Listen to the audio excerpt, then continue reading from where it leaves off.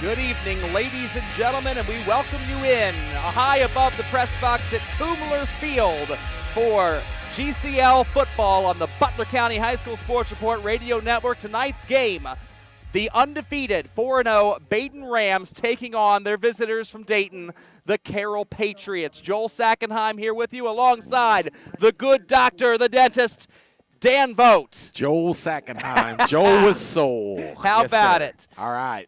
Danny Vogt, tell me about the Badin Rams. We saw them a couple weeks ago. Badin, they are tough. They mix it up. They can run the ball. They can pass the ball. Probably the most complete team going right now in the GCL co-ed. They battled Alter at Alter earlier in the year with a 14-12 hard-fought victory. Huge for playoff implications. I'll say that. And we will be talking a lot about the playoffs. Joel, that is Joel's forte. And halftime, stay with us through halftime. Don't go get that beverage or snack.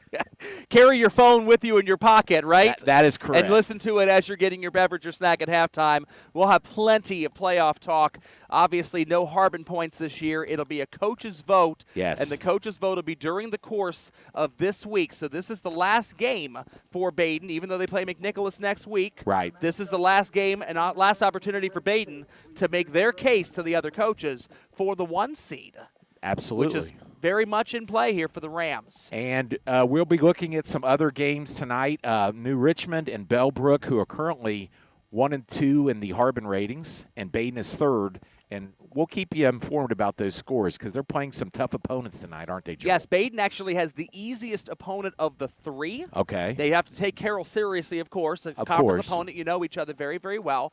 But the Bellbrook Eagles at number 2 right now in the Harbin ratings, I think Badin and Bellbrook will probably be going neck and neck, politicking in that coaches meeting. I don't know if it's going to be a Zoom call or if it's going to be in person or whatever.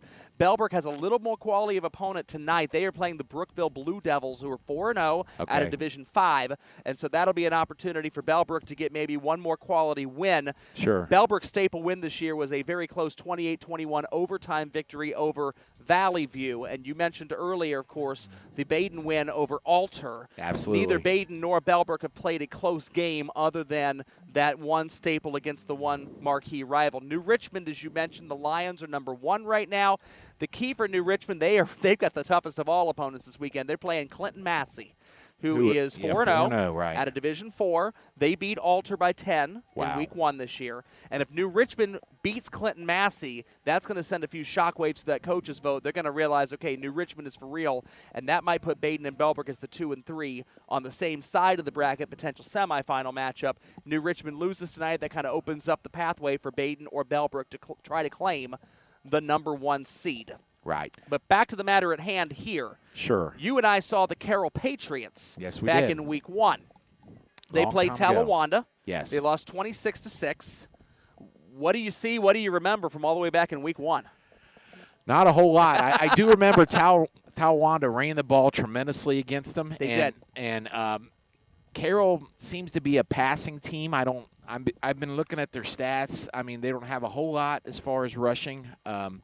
Their top rusher right now, Ryan Chapman, 19 attempts for only 82 yards, which is 4.3. And that's their quarterback. Yeah, he's the quarterback. So, that says a lot right there. We're going to see some quarterback scrambling. It looks like Ryan Chapman is 45 for 91, so he's basically about 50% completion percentage on the season. He's just a sophomore, folks. That's right. And so he's got a lot of room to grow.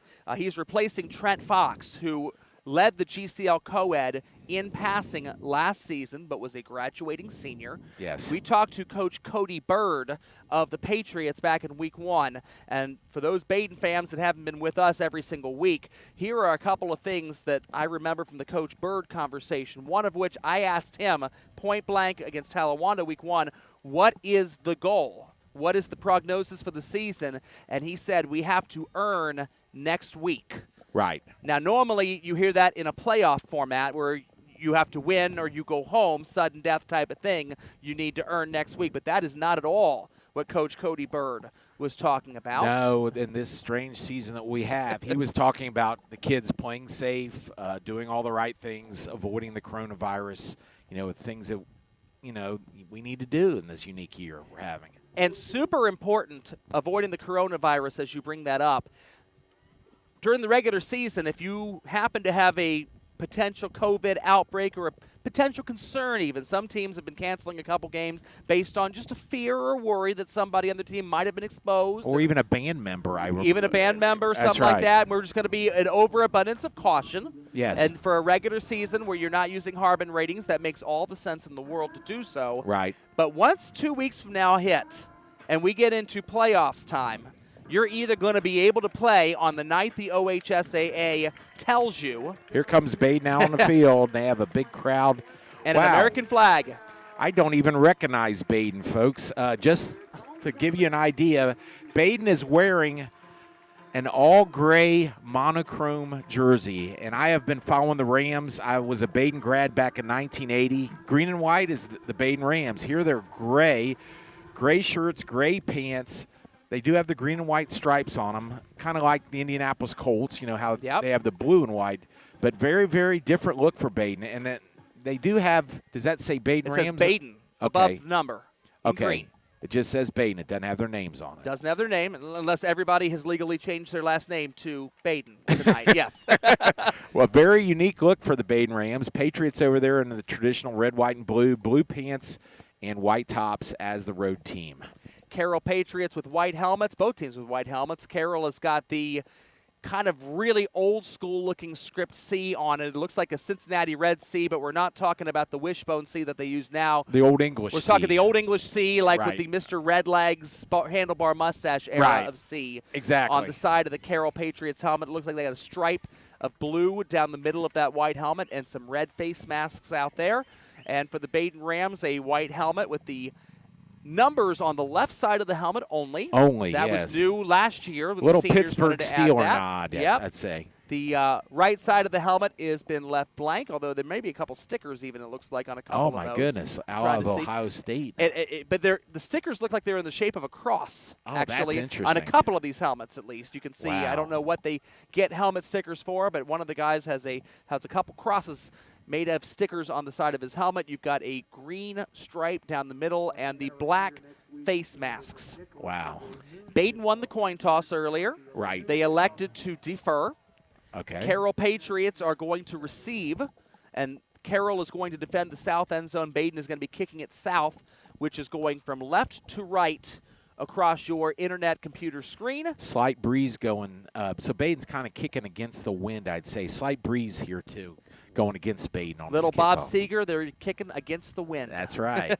There you go. We were going to stop for a quick timeout here because we had about a minute left to go on the scoreboard, but both teams have actually taken the field, and they are going to be ready to kick this thing off sooner rather than later. And so we'll keep it right here as we're getting ready. Very big game here for the Badin Rams that they want that 1 seed. Absolutely. Can't guarantee themselves anything based on a coach's vote, but it is still very much in play. Carroll Patriots are 1-3. We'll talk about them more as the game gets on. They lost to Alter last week by a score of 48-0. Yeah, we'll discuss a little bit of Alter, too. Okay. So Michael Schweinefus tees it up and kicks it off, and it's kicked to about the 20-yard line where it is received by the Carroll Patriots. Number 5, that is Ethan Braun, and Ethan Braun runs it out to the 35-yard line, and that is where the Patriots will start their first drive. 1st and 10 on the 35-yard line as the offense for the gentlemen from Woodman and Linden come out to take the field. That was Matt Rings for Badin on the tackle on the kickoff. All right, first tackle of the game, and we are 6 seconds in, Carroll Patriots take the field. They run a college style of offense where they have a quarterback in the shotgun formation. They tend to have 4 wide receivers on most of their sets, although they got 2 running backs actually now with 3 receivers. And they tend to be looking over at the sideline before a play gets called to make any kind of audible against defense. Badin with a 5-man defensive line.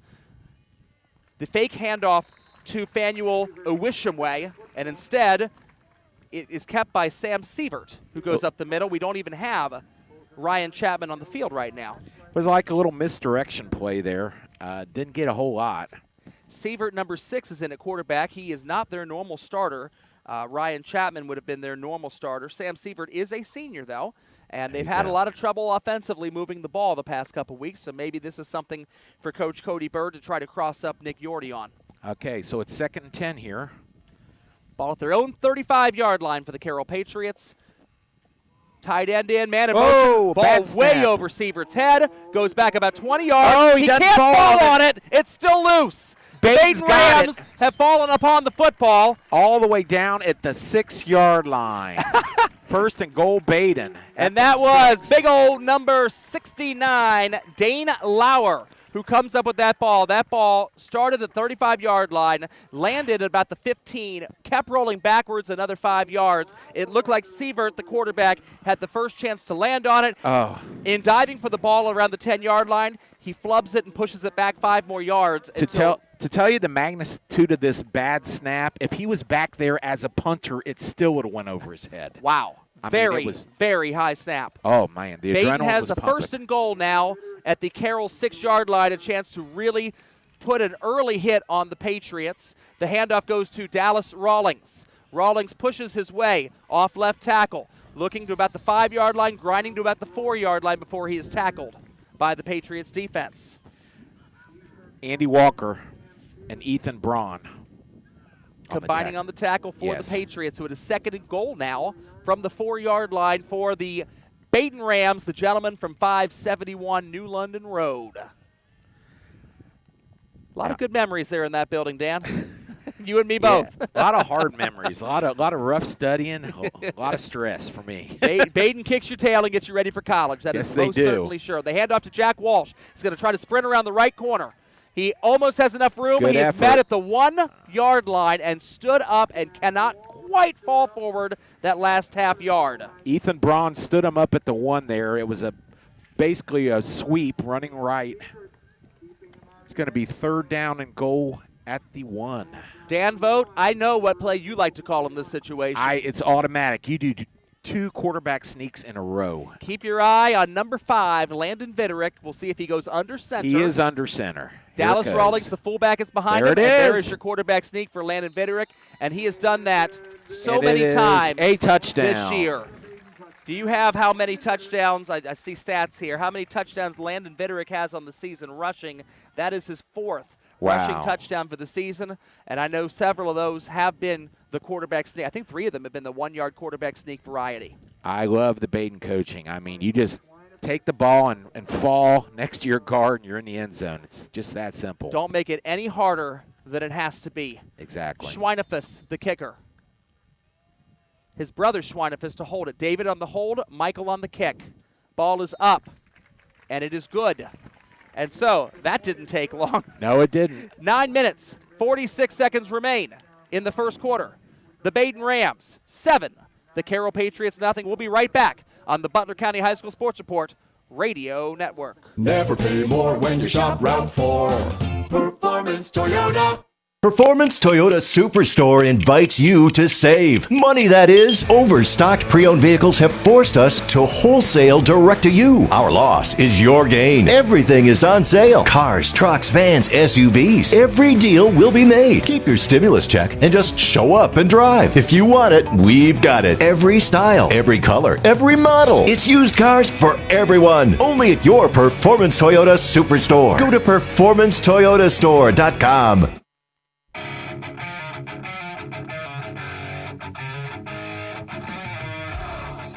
Back here at Kumler Field, the Badin Rams get a very quick turnover on defense and punch it right into the end zone on 3 plays. They have a 7-0 lead just 2 minutes and change into the game. Schweinefus on the kickoff. It goes again to Braun, who recovers it at the 15-yard line, cuts it up past the 30, and is tackled there past the 30-yard line by Carter Russo of the Rams. Carter Russo, listed as a running back here on the roster. He's 5'8", only a sophomore, so it's nice to see him on special teams doing well. He had a nice fourth quarter against Chaminade Julienne in garbage time, where they got him a lot of carries there. That's right. Russo, only a sophomore, as you said, so that's a lot of good future as Nick Yorty tries to both restock the cupboard as well as push forward with this very, very explosive Badin team. Tight end, 2 running backs, and 2 wide receivers to the bottom side of what would be your internet screen. The fake handoff, again, goes to Awisham Way, and the quarterback Sept keeps it himself, runs up the middle, and gets next to nothing for the Patriots. It's going to be second down and at least 10 and maybe 11. He may have lost a yard there, Dan. That was big Hunter Harrison on a tackle, a 6'2", 270-pound junior for the Badin Rams. Carroll's offense really sputtering. They look, I mean, Badin looks like they've seen it all. Ugh. I mean, they're not fooling him. It's a domination here early. Well, Ryan Chapman was the quarterback that had been leading the GCL in passing or close to it. Landon Vitterick may be leading it in passing. And he is, you're correct. Chapman is right behind him on the list, but he has not been on the field yet tonight. It makes you wonder if he got injured. injured. Another high snap. He grabbed that one. Sept dumps it outside after the fake run and dumps it off to Eric Hilgeford, the tight end, breaking out from the right side of the offensive line, going outside toward the right sideline, catches it, gets tackled pretty well right away. David Schweinefus on a tackle there for Badin. Just a little dump pass out in the right flat there. Just picked up a few yards. We're looking at 3rd and 7 now. Patriots have to be able to do something offensively. I want a quick slant here. Nothing. They just got to get a first down. Well, their entire offense there, rather than huddling at first, was looking over at a couple of coaches on the sideline, both giving competing hand signals. One of them, I'm sure, is the real signal, and one is the dummy signal. One running back next to Sept in the backfield. Sept has Awisham Way to the left, looking farther downfield. We got a flag, pass across his body. Almost intercepted by Badin. Yeah, he threw it across his body. We always, week after week, Bobby Young almost picked it off for Badin, but there is a flag in the backfield, I think, holding. I think Michael Schweinefus actually had a beat on that for an interception, and with Bobby Young, the safety, as you mentioned, coming over the top, he actually deflected it out of the hands of his own teammate. Yeah. Either one of them would have been able to intercept it had the other one not been there. The holding penalty is going to go against Carroll. It will be declined by the Rams, and Badin is going to have a 3-and-out. Well, the offensive, yes, I didn't mean to talk over there. The offensive woes continue for Carroll here. They were shut out last week, albeit against Alter, but still, now they're moving up and playing Badin, so they're playing the cream of the crop here in the GCL. Ryan Chapman's brother, Stephen Chapman, is a senior. He is the punter for the Patriots. Badin's punt return team is very much respecting him. They are way deep here. Yes, Stephen Chapman gets a big boom on it. You already had it scouted. One bounce. Nice. To Max Lauer, who takes it across to the right, tucks it inside, breaks it farther to the right. He's got a couple blocks. He's by the right sideline now at the 50-yard line, comes across the 50-yard line, finally tackled by Andy Walker of the Patriots, but not before the Badin Rams get about a 30-yard, maybe more than 30-yard return on the play. They are already across midfield as they start their second drive of the game. Nice discipline by Badin there, too. There's plenty of chances where they could have blocked guys in the back because they're running it across the field, and I saw a few players just kind of back off. So it's very well-disciplined play. Besides about 35 net yards on that return, Max Lauer actually started at the very left sideline, the Carroll sideline, and by the time he was tackled, was all the way at the right sideline, the Badin sideline. 1st and 10 for the Badin Rams. Landon Vitterick in the shotgun formation with Dallas Rawlings next to him. Quick 3-step drop. Looks for Max Lauer in the flat. Caught the ball. Runs for a first down that was nearly intercepted by Charlie Harlow. He tried to bite on that. Ball gets past him. Yes, Charlie was there. I mean, if he was there like a yard earlier, he could have picked it one all the way. So it was a very well-designed play for Badin. A little hitch and go later might burn Charlie here. Couple nervous moments there as Charlie Harlow thought he had a touchdown. That ball just barely beat him to Lauer, and Harlow was already 10 yards upfield by the time Lauer caught it. and started running with it. A 1st and 10 for the Badin Rams at Carroll's 33-yard line as the Rams knocking on the door of the red zone in their monochromatic gray uniforms. Handoff to Rawlings. No, Viderick keeps it, does not hand it to Rawlings. Bounces it around the left side of the offensive line. Nice He's gain. got it forward for about 7 or 8 yards. It's going to be a 2nd down and short for the Rams. And that was great. Gage Plasenthal, the 5'10", 175-pound senior on the tackle for Carroll. Referee or umpire puts the beanbag on the 26-yard line. 2nd down and 3 for the Rams. Every referee in high school football has been rounding to the nearest yard line. Yes. Badin Rams skill players all looking back over at Coach Jordy for some sort of hand signal. 2 receivers at the left and 2 receivers at the right of the formation. 3-step drop, quick out. Again, this goes to Lucas Moore. Catches the ball and is tackled. David Ferguson. By David Ferguson and Stephen Chapman. Yes. Tag teaming for the Patriots. That is going to be a 1st down for the Badin Rams. I'll tell you, Viderick, he is so accurate. That's all I can say. He hits them right on the numbers. If you're listening at home and you obviously can't see, this is a radio broadcast. The Yes. closest thing I can compare it to visually is what the Bengals have been doing with Joe Burrow the first couple weeks. Except they're blocking. Except the blocking for the Yeah. offensive line is better. But Yeah, it's a other than catch, that- it's a 3-step, it's a quick slant. Look at this. 4 men go in motion for the Rams from the right side of the offensive line to the left. Pitch out. Goes to Jack Walsh to the left side of the line. Bounces around. He's Tucks got it some in. room. He's to the pylon, and he is into the end zone. Touchdown, Rams, 21 yards for Jack Walsh.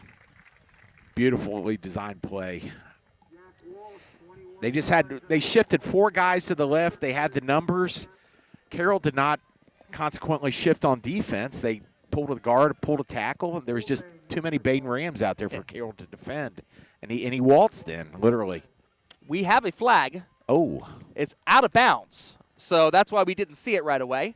So we're going to go ahead and hold off on putting the 13 points up for the Rams and put it back down to 7. It was holding on Badin, Joel. It is. Maybe that's why he was so easily waltzing there. It was way out by the sideline. That's where the flag actually landed out of bounds, and it was 11 yards upfield, which will bring it back 10 yards from the spot of the hold, which will make it 1st and 9 for the Badin Rams at the 20-yard line. Yes, great shifting on that play.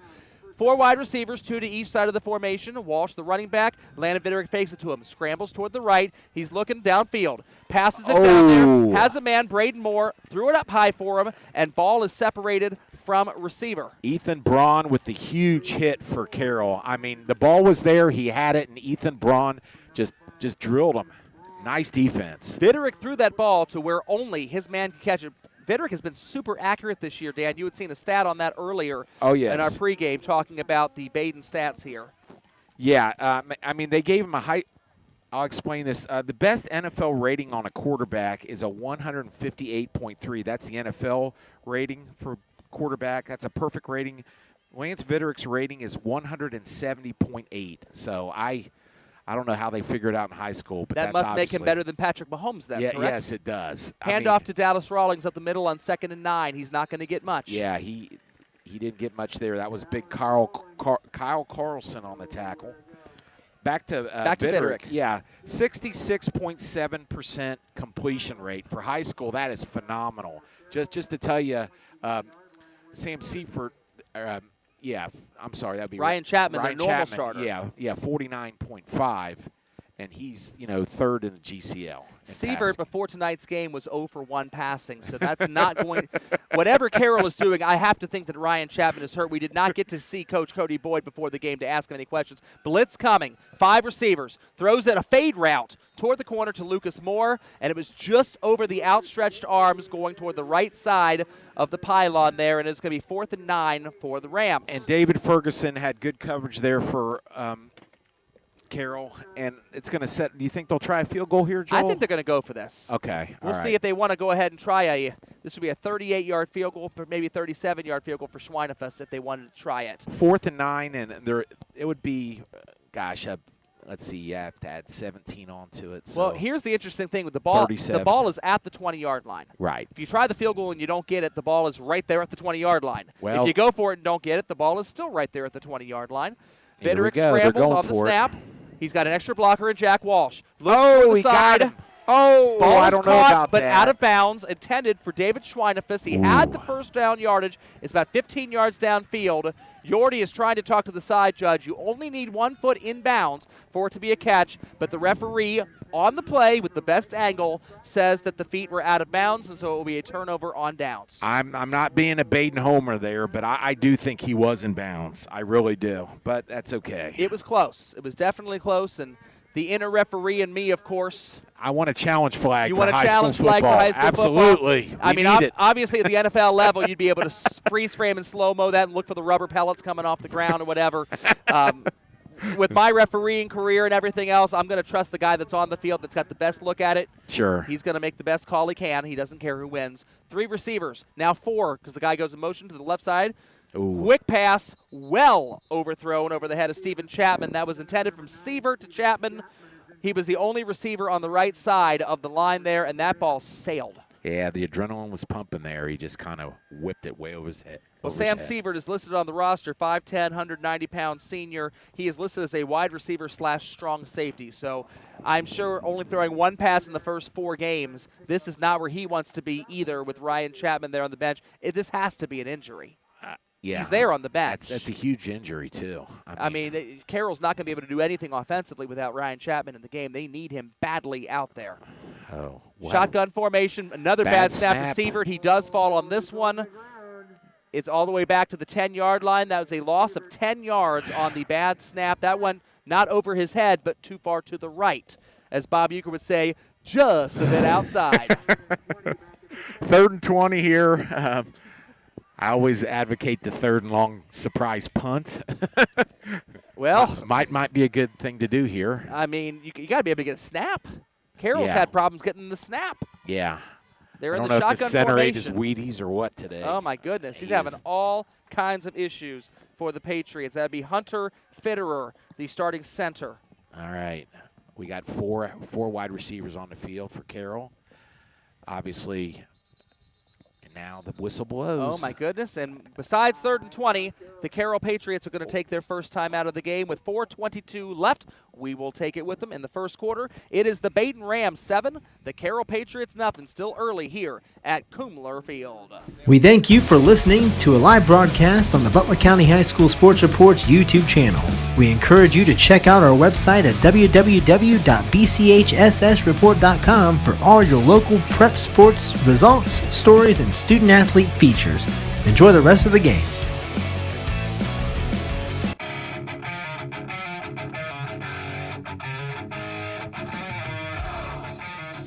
We got 4:22 left here in the first quarter. Badin up 7-0. It was 3rd and 20 there, and I saw the play clock going down to 0. They took a timeout. I don't know if 3rd and 25. What do you think of that, Joel? I'm a big fan of who cares. Okay. If you got a 3rd and 20 Yeah. or a 3rd and 25, what's the difference? I agree. Your offense cannot move the ball. No. You don't have a quarterback out there playing quarterback at this point in time. You're going to need to hand the ball off and run a draw play to try to get some of this yardage back and carve out some room for the punt. Right. At this point in time, that timeout may come in more in handy at the end Of the first half. of the first half. Right. All right, so it's 3rd down and 20 for the Carroll Patriots, and they actually have, it looks like, Eon Jankowski now, a different wide receiver playing quarterback number 7 Wow. for the Patriots. 5 wide receivers for Carroll. No, that is Sievert. Oh. And the ball is thrown on a slant pattern intended for number 1, Fanuel Uwishimwe. It went through his arms, and Bobby Young had a chance to pick it off there, and he was a little surprised. He did throw it with a lot of velocity, hence it went through 2 man's hands. Well, you wish him way the incomplete pass.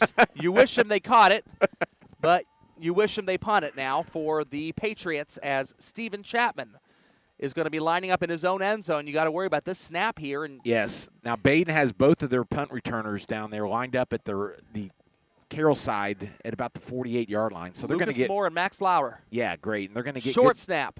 good field position. Couple steps for Stephen Chapman. Good Punts punt. in the air. Good punt. Good hang time and a fair catch for Lucas Moore. It is going to be fair caught on Carroll's side of the 50, just barely. So Right. Badin is going to have about a 49 or a 48-yard field here to work with. One thing I will say early on here, Carroll isn't doing much, but they have outstanding punters. I'll say that. The punting game has been good for them. The referees give a very generous spot here on the fair catch. That ball is fair caught around the 48 or 49-yard line. They place the beanbag at the 46. I don't understand about a 2 that or 3 yard advantage there for Badin on that bad spot by the official. It's a makeup call from that 4th down play earlier. Jordy will happily take the extra 2 or 3 yards.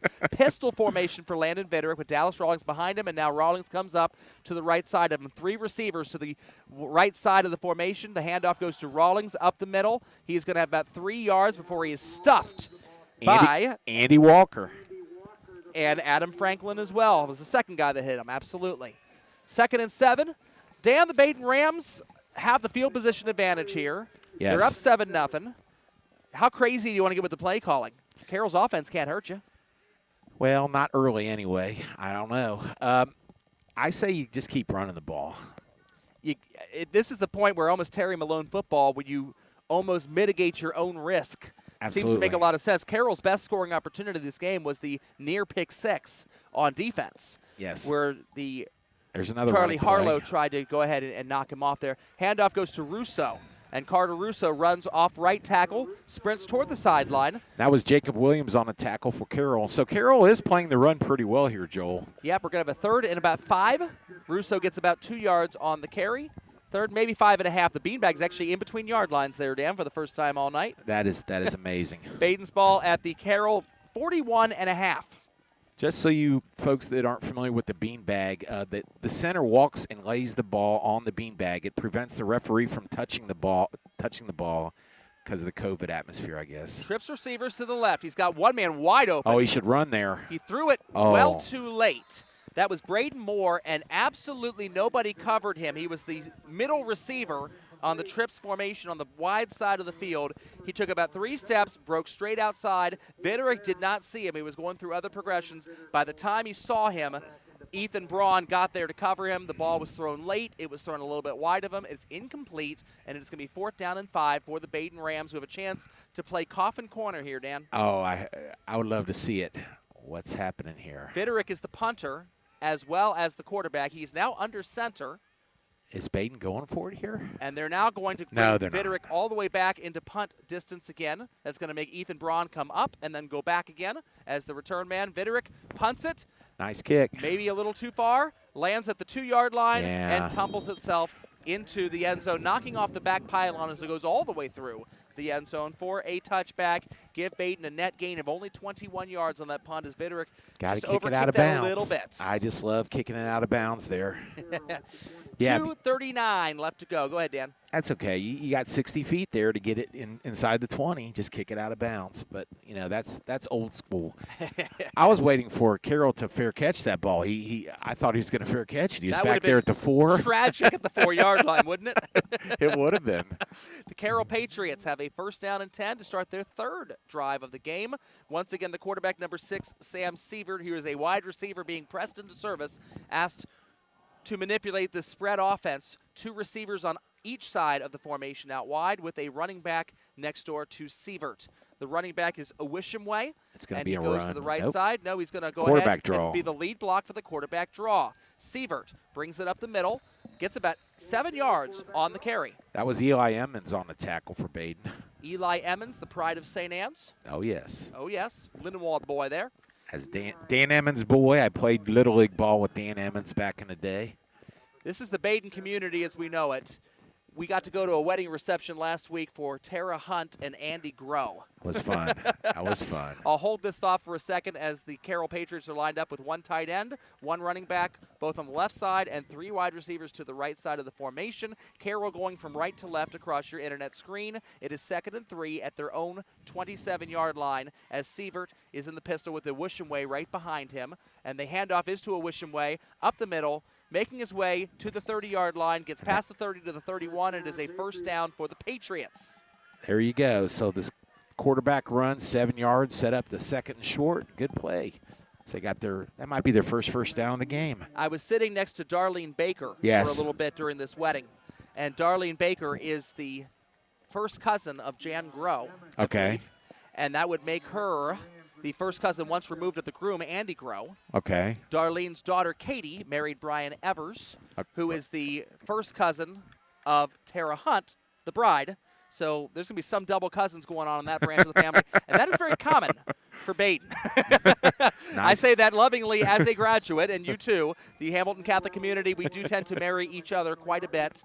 As Awishimway brings it up the middle for about a 4-yard gain for the Patriots. It will be 2nd down and 6. And that was Schweinefuss and Bobby Young dual tackling for Badin. Badin marriage is common enough that they actually have a hashtag on Facebook. They call them hashtag Big Green Merge. When you have two Badin graduates that end up marrying each other. I got another one to play in November. They actually got married during COVID in March. That'd be Teresa Salerno and Grant Geigel. Teresa from St. Anne's, Grant from St. Julie's, and definitely both very proud Badin Rams. Big Green Merge going on all over the place here during COVID as Sept goes ahead and tries to run. Great defense to the by right. Badin. Wow. Logan New wrapped him up in the backfield. That was a quarterback sweep. What's new? Logan is new right there. What's new, Patriot? Whoa. Oh, little Tom Jones action. 3rd down and 15 is what's new, Patriot, for the Carroll offense as they are trying to get as creative as Coach Bird possibly can be. They're grasping at straws trying to get any kind of yardage. I believe they have only 1 first down in this half so far. Yes. As the run went out of bounds, so 31.6 seconds remain in the first quarter, and the clock holds there. They better hurry up. There's 5 seconds on the play clock, and they're just breaking the huddle. Look who's on the field. Down to Ryan Chapman, number 12, the starting quarterback, finally is on the field. He throws the slant pattern toward his brother Steven. It barely hits the turf in front of his feet, but that throw had a little bit of mustard to it. Whatever Ryan Chapman is dealing with, I don't know, but he was out there for the very first play of this game with 30 seconds left to go in the first quarter when the offense has done nothing all game long, Dan. He had him open. It's interesting. I don't think they would have got the first down because Badin was right there to make the tackle, but the ball just bounced right in front of him. It was a 15-yard requirement. He would have caught it in stride for 12, and the question would have been, would the defender have been able to tackle him, or would Stephen Chapman have been able to wrestle his way for the last 2 or 3 yards, or simply break the tackle? Right. So Stephen Chapman back there to punt for the Patriots. Let's see if they can get a good snap off Max here. Lauer and Lucas Moore, There's again a good deep. Badin's number 11, Braden Moore, tries to block it. Ball bounces at the 43-yard line of Badin, takes a backwards hop, and then a hop back the other way, and comes to rest equilibriumizing at the 45-yard line of the Badin Rams. So Badin will have a 55-yard field, and this will be the first time they will have to snap the football in their own territory all game long. Well, say what you want. Carroll's defense is holding it. I mean, they're keeping this game close. I mean, the offense, they gave Badin the ball at the 6-yard line on a bad snap, fumble, whatever you want to call it. Otherwise, it's been a pretty even game. Badin's had the field position.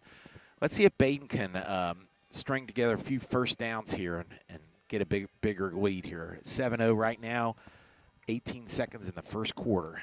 4 wide receivers, 2 on either side of the formation. Badin going from left to right across your computer screen. The handoff not to Rawlings, but Viderick keeps it himself. Tucks it and runs. Got 10 yards. Bounces it to the outside nice to the 40 arm. And out of bounds. Finally drug out of bounds by Stephen Chapman. All the way across the 40-yard line at about the Carroll 37-yard line. Gain of about 17 yards there for Landon Viderick on the zone read keeper. He has some, I would call it quiet quickness. It doesn't look like he's running fast, but people can't catch up with him. That's another he's smooth. That's another Joe Burrow type of looking run. You know, you don't think he could be that athletic, and he just kind of slithers his way and makes the right play, makes the right read, and bounces off a couple tackles. And before you know it, he's got 17 yards. And he stiff-armed and got 5 additional yards on that run. Same formation for the Rams with Rawlings in the backfield alongside Viderick. Quick little pass out. Oh, what a catch by Badin. Moore. Oh, my goodness gracious. Braden Moore was the inside receiver of the 2 to the wide side of the field. He ran a straight-out pattern. It was a little bit overthrown by Landon Viderick, but he stretched out full extension, kind of tipped the ball to himself, came up with the catch, turned and ran, and got enough for the first down for the Badin Rams. Oh, I mean, Sept with the, knocked him out of bounds there, but it was an impressive catch. It was a great catch. With the last 2 plays going out of bounds, we still have not reached the end of the first quarter yet. We are at 1.4 seconds, so this will be the last play of the first quarter. And it is 1st and 10 for the Rams, right at the Carroll 20-yard line as the Rams enter the red zone. Trips receivers now to the right side of the formation. The ball is on the left. One receiver, Max Lauer, to the left. Fake handoff to Rawlings or to Jack Walsh. Vederick keeps it himself as the basketball horn at Kumler Field goes off. Gotta love that horn. 6-yard gain, and Badin will start out with a 2nd and 4. And a very late flag here, Joel. Okay, very we're not late. going to go to commercial as we sort out this flag. It's going to be a 2nd and 4, barring the penalty, at the 14-yard line of Carroll. We will see what the referees are discussing with the flag down about the 12-yard line in the center of the field. The man with the white hat talking to, it looks like, Coach Bird on the Carroll sidelines. This indicates this might be going against Badin as a potential maybe block in the back upfield. And now it looks like a face mask on the offense. It looks like the referee is talking to Yordi. But it's hard to tell. He's pointing backwards to where Badin's offense is, but it's hard to tell if they're pointing the way they're going in the first quarter or the way they will be going in the second quarter here, Dan, because that is the last play of the quarter. Teams have not marched to the other end of the field yet, or at least they're starting to, but the chain gang is still exactly where it is. We'll see how the referees spot this thing. Looks like they're going to go ahead and say dead ball, personal foul on. They're moving the hands in both directions there, trying to figure out which way it is. We will tell you who it's on when we come back after this commercial break. End of the first quarter. It is the Badin Rams 7, the Carroll Patriots nothing. Hey, this is Joey Vogt for The Report. One thing we strive to do here at The Report is recognize the local high school student athletes and their accomplishments to the best of our abilities, which is the reason why we partnered up with Performance Toyota and Rick's Tavern to crown a Performer of the Week. We choose a student athlete from each of our coverage area schools from any sports and let family, friends, and your school vote in the Report's Performer of the Week poll on our website. Tell us who you think should be in our Performer of the Week poll, and most importantly, enjoy the rest of the broadcast.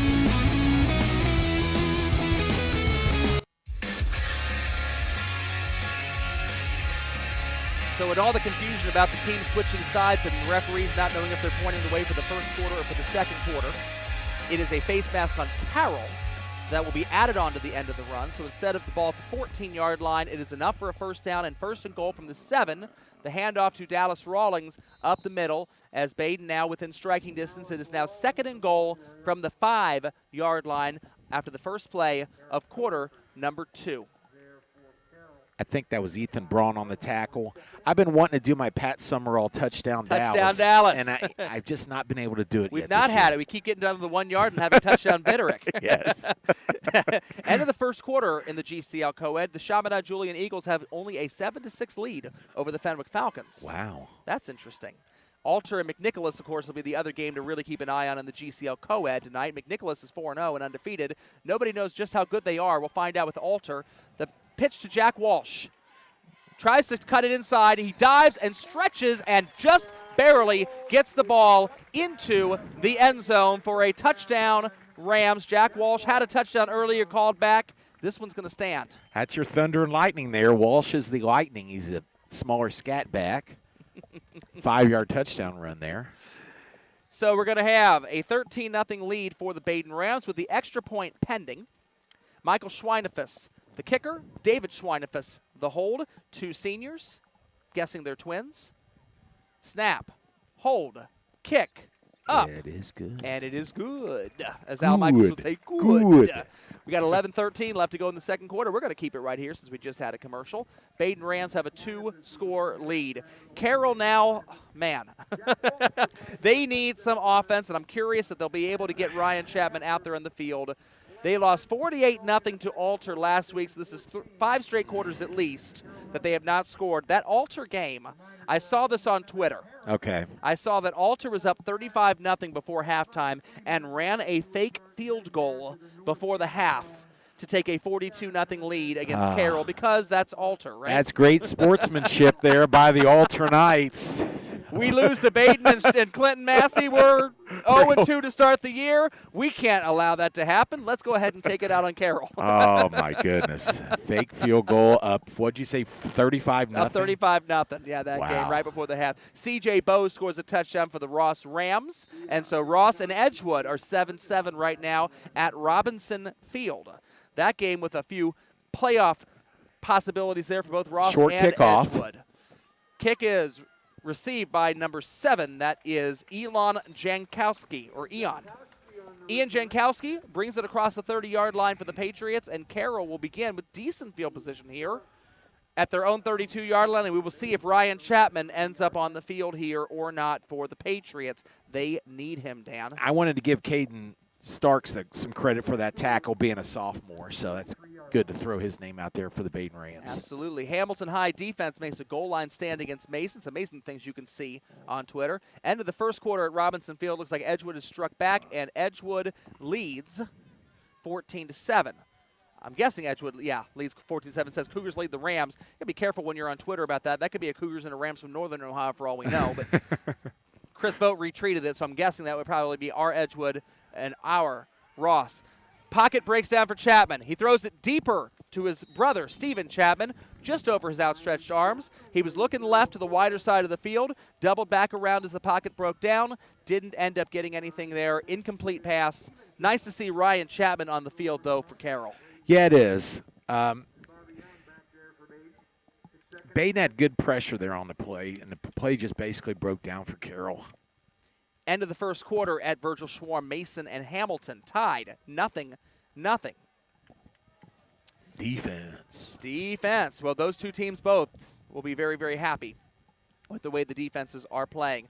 2nd down and 10. 3 receivers to the left side. Ooh, Hitch and go. he got Looking him for his brother, Steven. Oh. Ever so slightly overthrown and out of bounds. Ryan Chapman just trying to get the timing down with his brother. He sat the entire first quarter minus 1 play, and you can see the ability to potentially throw the football. They've not completed a lot of these passes, but it's some competent quarterback play nevertheless. That was just a classic backyard play. You know, if I go up there and fake, he'll bite and then throw it deep to me. You know, it's something two brothers would say in their backyard, you know. But he just missed him on the pass. He was open. Halfway through the first quarter, out in Asheville, Ohio, around the Circleville area, Kings leads Taze Valley 7-0. Kings will be fighting for that number 1 seed in Division II, Edgewood's region. They would have a claim to it. I think they're number 1 in the Harbin points coming into tonight's game. Scramble toward the left for Ryan Chapman. Tracked down by Michael Schweinefus, and that is going to be a sack right by the Carroll sideline, all the way off the left side of the line. Loss of about 3 or 4 yards now, and it's going to be 3rd down and very long. Great wheels by Schweinefus there. You can see his speed pursuing that quarterback. Correction, that was the 3rd down play. It's going to be 4th down and very long, and so a punting situation for the Carroll Patriots with the clock stopped at 10 minutes and 47 seconds remaining here in the second quarter of play. Joel Sackenheim, Dr. Dan Vogt, pleased to have you with us up on the roof. Up on the roof. top of the Kumler Field press box here in Trenton, Ohio. We got to play some James Taylor there and give him his royalties for up on the roof. Snap is to Chapman. Boots it sky high. He has an Aussie style, the way he kicks. The ball lands at the 41-yard line of Badin, almost at the sideline. Right. Does not go out of bounds like everybody thought it would, but basically takes a right-angled turn, bounces 5 more yards to Carroll's advantage into the waiting arms of Shamar Whitfield. Shamar Whitfield. Shamar was who surprised. could have let it bounce for another 5 or 10 yards potentially. I think he was surprised the ball caught him. Yeah, it just kind of hit him right in the chest. He's like, oh, my gosh. I thought I was going out of bounds. Not what you would expect whatsoever. Kind of like that Dallas Cowboy onside kick there. They didn't expect that ball last week to Ross? The Falcons, yes. Okay, here's a snap and a toss sweep to Lucas Moore. Lucas He's got a Moore. lot of running room. Out the right side, he's broken it open, cutting it all the way back across the field. Steven Chapman is between him and the end zone, cuts it upside. What a run. He's inside the 20-yard line, and finally spun around like a helicopter by Steven Chapman at the 13-yard line of Carroll. Badin in the red zone again on 14 yards plus another 37. 51 yards. 51 yards. But he ran about 70 people. He went right. He went across the middle, and he went left before he was helicoptered down to the field. He got the toss, breaking toward the right hash mark in the center of the field. He ended up by the right sideline, cut all the way back. Very Barry Sanders type run. Just cutting Both against teams the in a grain. huddle right now. I'm kind of wondering if a timeout was taken. It looks like Carroll took the timeout, is what's being said on the scoreboard. I think they were exhausted from the pursuit on that play. They Oh, my needed to goodness. catch their breath. I'll tell you what, the game of the night so far shaping up is down at Robinson Field. It looks like Ross, C.J. Bowes has just thrown a 55-yard touchdown to open the second quarter. It is now tied, Edgewood and Ross, 14 all. And poor Skip Weaver on Twitter, an unfortunate typo, he calls him Booze. It's a whole different thing there for Ross. 55-yard touchdown for Booze. The Ross Rams are in Badin's region and Carroll's region, Division III, Region 12. They enter tonight 5th place in the Harbin ratings. Top 6 teams in the region, if nobody else calls off or decides to opt out, the top 6 teams will get a bye. Not only would that mean that Badin is probably getting a bye, but Ross very well might get a bye as well. And they Ross have dominated everybody other than the Badin Rams in week That's 1. right.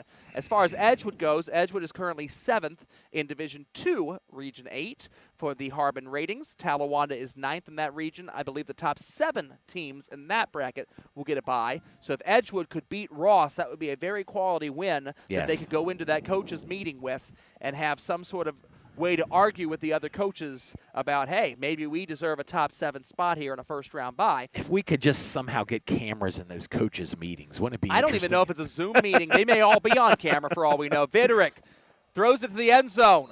Should have been intercepted by Ethan Braun. It goes through his hands, intended for Braden Moore. That was a fake handoff where Viderick scrambled around toward the right, threw it into about triple coverage in the end zone there. Had Lucas Moore as the short man in the route. Never saw him.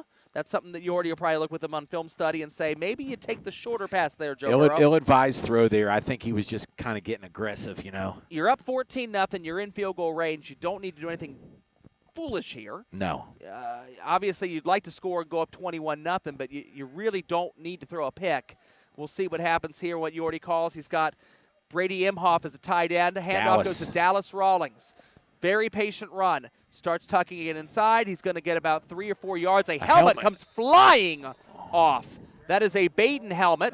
That should give you some indication on who this penalty should be on. I think it was literally ripped off and went flying. Henry Birchwell's helmet came from the pile. There was no head in it, everyone. There was no head in the helmet. Thank God. The pile was at the 10-yard line. The helmet landed at the 20. That thing sprung about 10 yards in the air backwards away from the pile. All right, let's just say face mask Carroll. I'm going out on a limb there. You're going on a limb on this one, Dan? Yeah. I can't imagine. And here comes the call. Referee comes over toward the sideline. Dead ball. Personal foul. They're going to call it holding against Carroll? I think that's probably a face mask, unless he had the helmet and threw it 10 yards. Well, he held him first, then he threw the face mask. This may not be enough for a first down. Wow. Depending on where they marked the ball dead, this is a dead ball foul. If they marked him at the 10-yard line, they will go half the distance to the 5, which will make it 1st and 1. Only in high school football do you get a 1st and 1. Not in college, not in pros. It might be 2nd and 1. That down probably should count if it was a post-play foul. The line marker still has it as 1st down, and the referees are not. Now they are changing it to 2nd, so 2nd and 1. Okay, Second so we and got 1, Viderick and 5. Dallas in the backfield.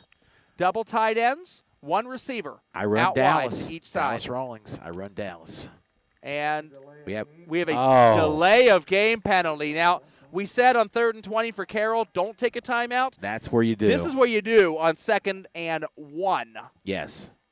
Nobody saw it in time.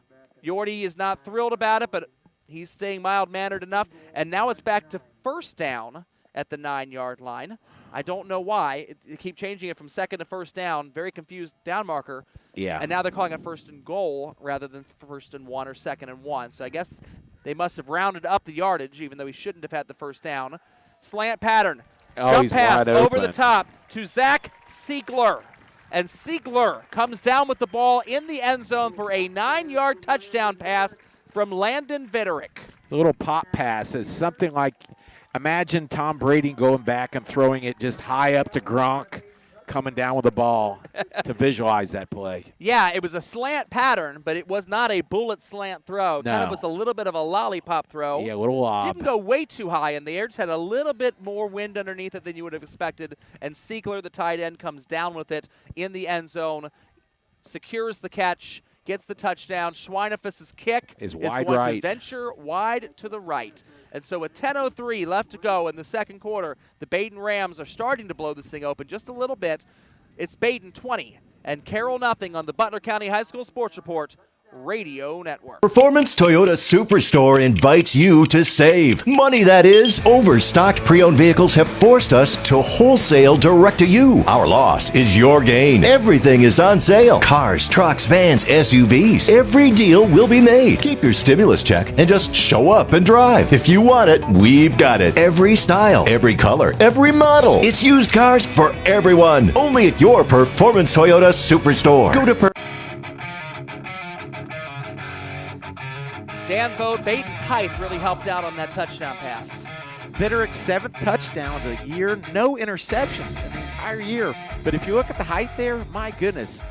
Siegler, 6'4". They got both Schweinefuss, 6'4". They got some height, and it just there's no one tall enough to cover him on that play. He jumped out big enough. Schweinefuss is going to kick it Not over you. the head of Braun. It's going to bounce to the 5-yard line, goes sideways. Braun has to field this thing, does bring it out. He's not an Atlanta Falcon. He does believe in fielding it, and takes it out toward the 15-yard line. Carroll is going to start this with brutal field position based on the ball landing over Braun's head and then basically spinning sideways at the 5-yard line there before being brought out to the 15. Oh, my goodness. I mean, you're down 20 to nothing. I almost said 21. The extra point was missed. Yes. Yep. And you start the ball off at the 15-yard line. Oh, my.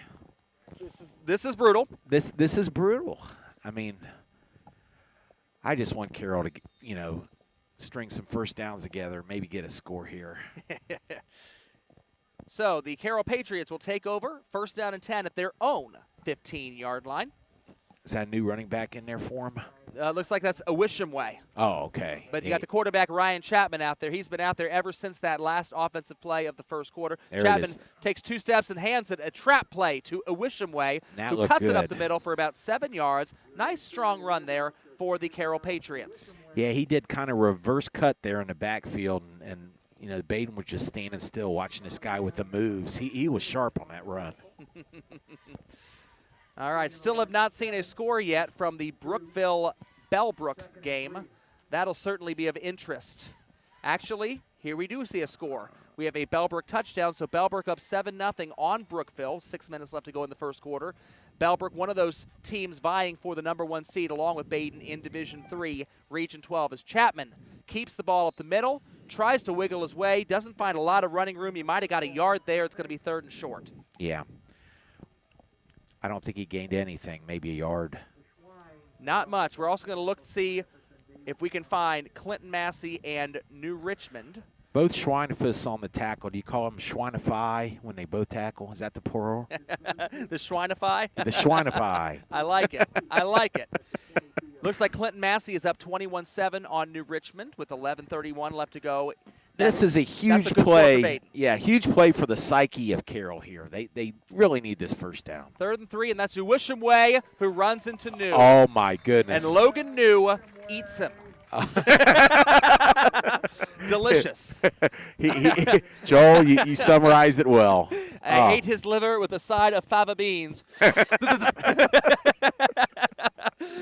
Logan New in the backfield, and Uwishimwe met him, and that was not going to work. Yeah, he wished he wasn't there. He wished he wasn't. No. 4th down and 5 as Uwishimwe loses 3 yards on the play, and Stephen Chapman once again will be punting.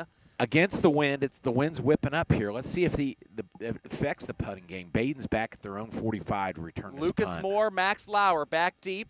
Chapman puts a little hang time, and it flutters toward the sideline. Not a good punt. And we're going to see where this goes. The referee's going to be at the 45 and wait until now he's going to rock up to the 40. I guarantee it'll be on an even yard line. A 5 or a 0, probably the 35. Ooh. 36. 36, Dan. You but it's lost not the bet. No, it's not the 36 and a half. That's true. That's true. It's on the exact yard line. That's my thing. the Badin Rams are going to start out this drive already up 20-0, 36 yards away from the end zone. Well, I think the wind had something to do with that a little bit. He has a unique style, the punter does. Kind of a, what would you call that? What's that, like a, trying to think. It was definitely whipping up. He gets the snap, he takes a couple steps toward the right, and then he unleashes the thing. It's not exactly a rugby kick because he does get some hang time. Yeah. It's not a tumble ball necessarily. But it's kind of rugby. I agree. There's Similar a little footwork. rugby. Clinton Massey now up 28-7 over New Richmond. That's a wonderful score for both Badin and Belbert tonight. Viderick on the pass, the same pattern, up the middle to Braden Moore. That was a beautiful throw. Moore just couldn't quite handle it. It hit him in the hands, It did. He did have to jump up. He did have to kind of bend his body a little bit, but it was there. It was catchable, and it would have been a touchdown had he been able to come down with it and run the last 10 yards. He took his eyes off the ball. I think he was looking, around him. And, oh, my gosh, bring it in. You got a touchdown there. Oh, my goodness. That was a great play call. It was, and it was open, and Viderick play action made the throw well enough. I love play action fakes. Yeah, Braden Moore will look at the film study and say, Ooh, I could have had that one. Yes. Carter Russo now in the backfield alongside of Viderick. He's going to go out wide. Backwards pass to Russo. Nice one-handed catch by Russo. Russo. Catch it. That might have been considered a fumble had he not been able to come up with that ball. He got 9 yards, though, Joel. Yep, takes it up, beats the guys around the perimeter. 9 yards upfield. 3rd down and 1 for the Badin Rams. We'll see if they run your quarterback sneak again here. Well, here's the interesting thing. Carroll just had a 3rd and 2, and they failed miserably. He was eaten by new, as you said, which was a nice description. That's true. Now we're going to have it's more like a 3rd and 2, so it's almost the exact distance. Let's see what Badin does with their 3rd and 2.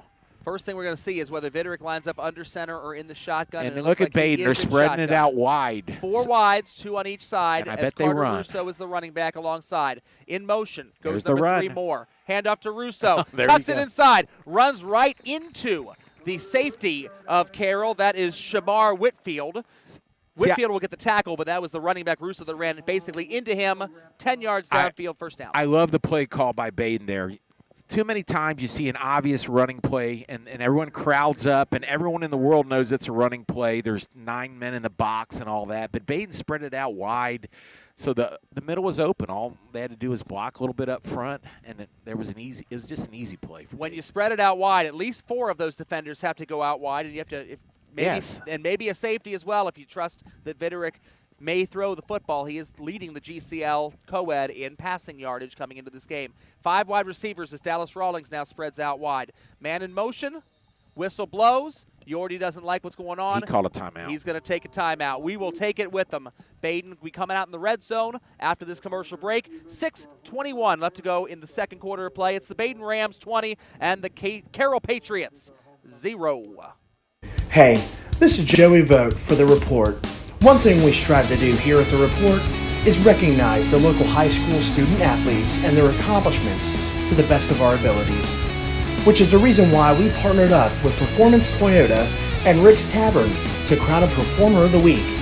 We choose a student athlete from each of our coverage area schools from any sports and let family, friends, and your school vote in the Report's Performer of the Week poll on our website. Tell us who you think should be in our Performer of the Week poll, and most importantly, enjoy the rest of the broadcast.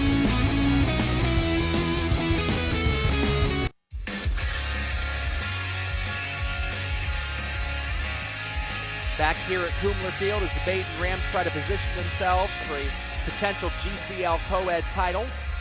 We'll keep an eye on the Alter McNicholas score as best as we possibly can see it. I don't see a score there yet tonight. No. But if McNick beats Alter tonight, then both of those schools, Badin and McNick, would be 5-0 going into next Saturday's game, which would be for all the marbles in the GCL co-ed. Not for any seeding, though, in the playoffs, because that'll be done this week.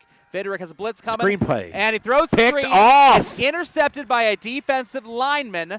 Viderick is going to go ahead and try to pull him down. Wait a minute, by there's the a face fumble. mask. And there's a fumble. Ball is coughed up.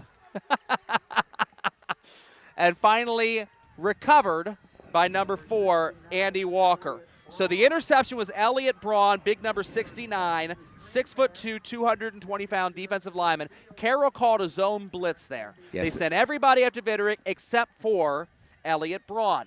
The call was a screen pass. Viderick tried to throw it to the screen, did not see Braun hiding there in the middle of the Badin offensive line. And he's a big boy. I don't know how he missed him. There's a lot of gray jerseys there around it, and Braun slipped right in between. He caught it. He ran, stumbled and bumbled. You've seen a big man run before. Those are always some of the greatest highlights. He rumbled it for about 25 yards out to the 45-yard line. Viderick went right after his face mask. He didn't. He was but the there's only, no penalty there. I don't he know was how. the only man Yeah. that could have brought him down. And There it is. There it is. Yep, the face mask on back. Well, Viderick just basically said, I'm too small. I can't bring you down. I'm just going to concede the 15 yards, grab your face mask, and Wow. make darn good and sure you're not going to score a touchdown. Braun ends up through the face mask penalty, fumbling the football. Yes. And it is recovered indeed by Andy Walker. So the Patriots will have the ball at the Badin 35-yard line. Little complicated turn of events there as Owishimwe goes from right to left in behind Chapman in the backfield. Now Sept goes in motion, handoff to Owishimwe up the middle into the waiting arms of New.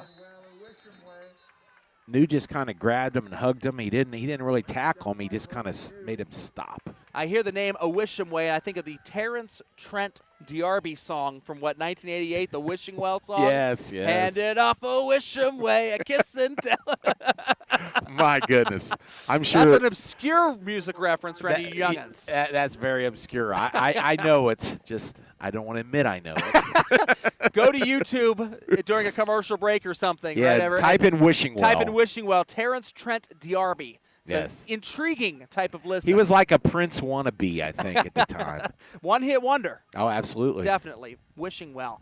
Did you Second know- down and 7. Go ahead. Sorry. Today's National One-Hit Wonder Day. I don't Is know if it? yes, it is. I did not know that. And you brought that up. Well, they give it back to Owishimwe, and Owishimwe for 3 more yards for the Patriots. It's going to be a 3rd and 3 now for Here Carroll. we go again. Does Carroll throw the ball here? 3rd and 3. They failed miserably on a 3rd and 2 the last drive. This is They've a got big 2 play. chances for this, though, Dan. Yes, they Two do. chances. Obviously. And obviously, Carroll's offense, and you've noticed this, I'm sure, as well, Carroll's offense at least has a lot more potential. Yes. With quarterback Ryan Chapman out there. I have Well, no he's a idea. sophomore. I mean, he's only going to get better. He's going to get better. But as far as the first quarter, you could tell that they weren't going to do anything offensively without him in the ball game. Look at this. They're in a run. They're in a passing formation. Trips to the bottom of the formation, the right side of the formation. Little shovel pass to Sept, and he is snuffed out by New. They sent Sept from the trips formation, right side of the line. They sent him in motion to the left. They went ahead and tried to do a fake run with Chapman. He pitched it the opposite direction with Sept going left, and Sept was met by Logan New, who was not at all fooled on that play. Yes, it was almost like a reverse, a wide receiver reverse, and they pitched him the ball. And goodness, he lost 6 yards on a play. So it's going to be 4th and 8. Yeah. Yeah. Way back at the 33, obviously they're going here. Over at Robinson Field, Ross and Edgewood have both scored again, so it's 21 all as though neither team plays any defense. Jackson Gifford had a 1-yard run there for Ross, the latest score there at Robinson. 4th and 8. Chapman drops back, hits a slant pattern in motion. Short. He's well short. That was a 2-yard route, and it got 2 yards. And Badin says, "Thank you very much. We'll take the ball." His brother was down there well past the first down marker with one-on-one coverage, looking at his brother like, "Come on, throw me the ball." That's his little brother, too. Yeah, I mean, throw me the football, dude. I'm 2 years older than you. Did I teach you nothing? Look at him. He's still mad about I'm it. open. Oh, man. The pass is said to Sept on the crossing route. He caught it. Well, Stephen Congratulations. Chapman, Stephen Chapman is a senior, and he does know what a first down is. Oh, that's frustrating for my Carroll. goodness. Looks like Fenwick just scored a touchdown against CJ. They probably have the lead against Chaminade Julian now. That'll be interesting to see if that score holds up. What is Chaminade's record now? Chaminade is 1-3. 1-3. That's surprising. They were the that 1 team seed in was a this region force last year, but they lost a lot to graduation. That's the reason. That was Carroll's only win with CJ. They beat CJ on the last play of the game back in week 2. Handoff up the middle to Dallas Rawlings. He's going to gain 1 yard, make it 2nd down and 9 as we tick below 3.5 minutes left to go in the second quarter here at Kumler Field. That was Elliott Braun on a tackle for Carroll. Again, with Badin, it's a weird thing because offensively, I'm sure they can do a lot more than they're showing, but they don't really need to show much right now. And Right. you almost want to kind of minimize your risk so you don't let Carroll's defense on an interception try to get back into the game somehow. Because Carroll's offense isn't scaring anyone. Honestly, and Badin doesn't want to be reckless and give up the ball. Carroll's defense has shown more potential to score than Carroll's offense has to this point. Right. Handoff up the middle. We may be seeing a lot of these handoffs up the middle as this game continues to drag along and tick along. That, once again, is Dallas Rawlings on the carry for about 4 yards. And that was Gage. Can you say that name? Placenthal? Placenthal. Gage. Say that 3 times. Gage Placenthal 3 times. There you go. 3rd down and 5 now for the Badin Rams. They are at their own 36-yard line in their monochromatic grays. If you say Badin can show so much more on offense, let's see if they convert this 3rd and 5, how easily they do or not. They were in a pistol, and now Rawlings goes alongside. He's probably going to be a blocker in pass protection for Viderick. Takes a 3-step drop, slant pattern. Off the hands. Hit the hands of Schweinefus. That is Michael Schweinefus. He is frustrated. 88. He's like, my bad. That was like the perfect throw, and it was right at the sticks. He would have been a first caught down. it and probably fallen forward for the first down. And it looks like it was David Schweinefus, 86. You got 2 twins that are the exact same height that wear number 86 and 88. Thank you, gentlemen. Tell me who you are. 2:14 left in the second quarter. Viderick under center, but he's going to drop way back. And so will the return man for the Carroll Patriots. That's number 13, Shamar Whitfield. That is deep.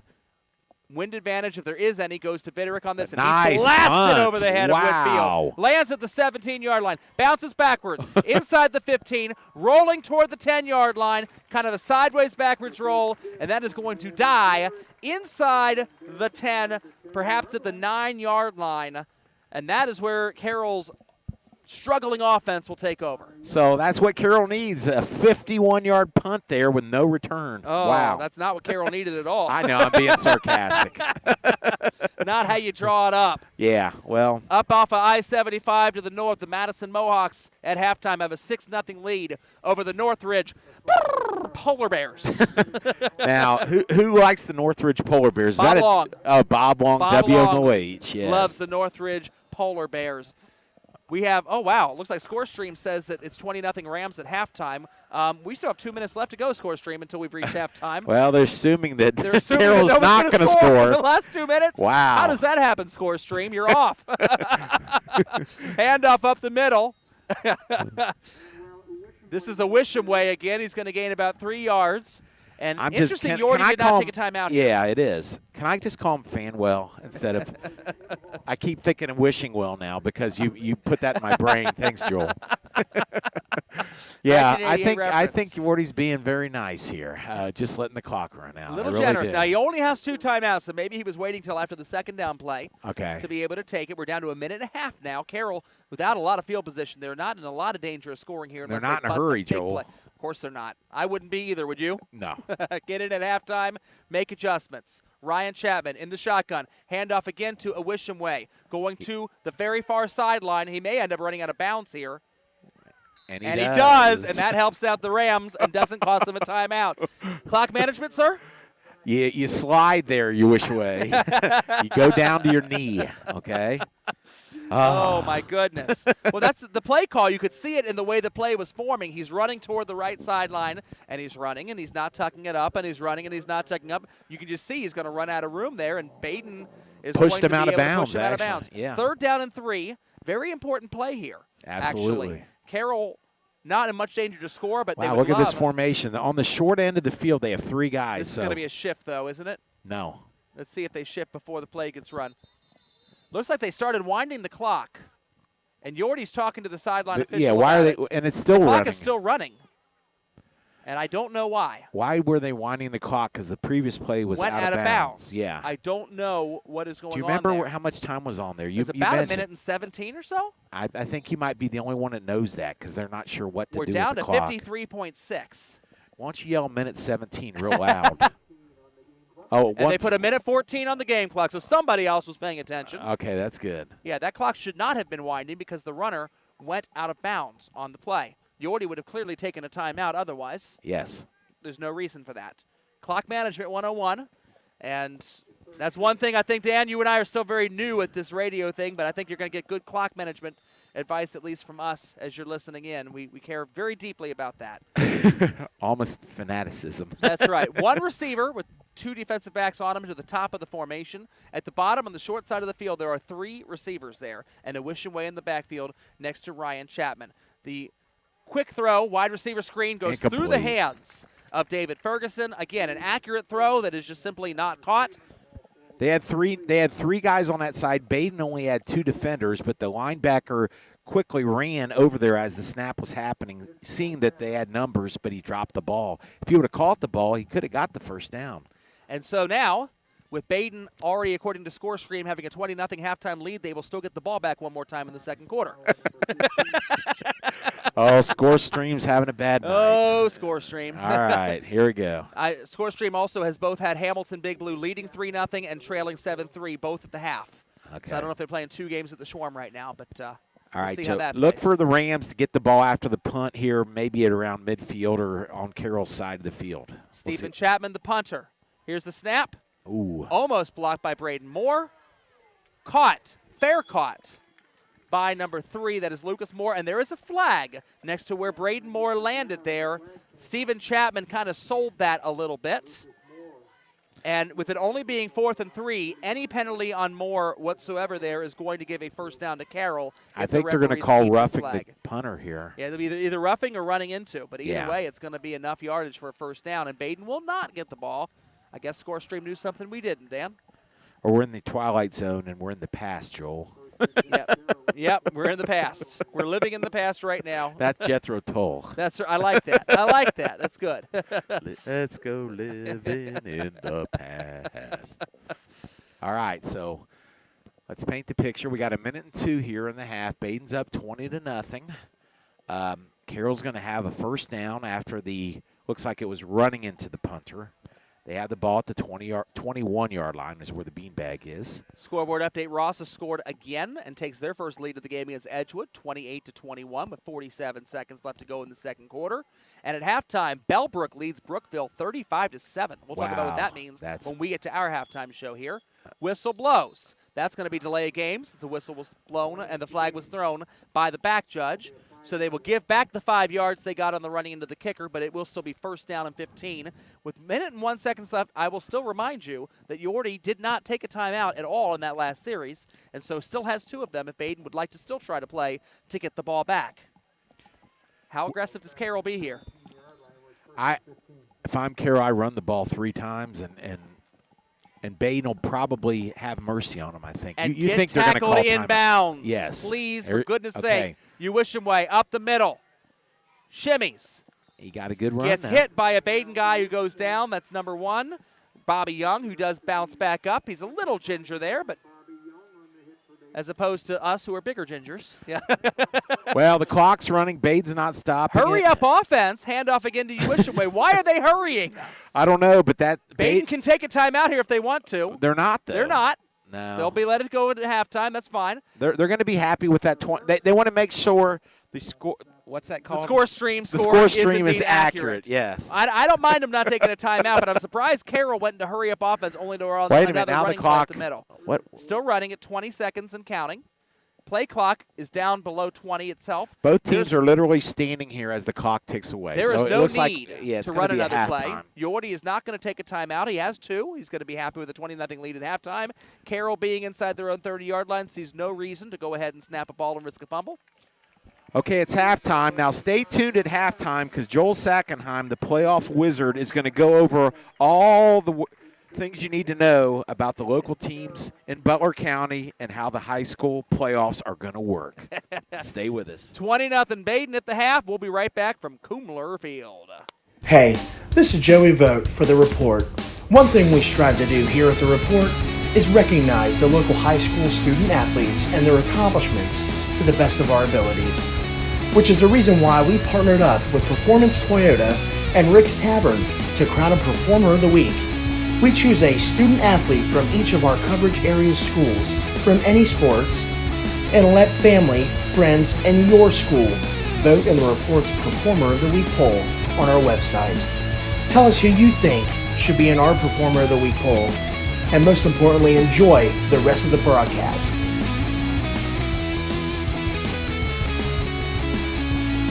Performance Toyota Superstore invites you to save. Money that is. Overstocked pre-owned vehicles have forced us to wholesale direct to you. Our loss is your gain. Everything is on sale. Cars, trucks, vans, SUVs. Every deal will be made. Keep your stimulus check and just show up and drive. If you want it, we've got it. Every style, every color, every model. It's used cars for everyone. Only at your Performance Toyota Superstore. Go to performancetoyotastore.com. Never pay more when you shop Route 4. Performance Toyota.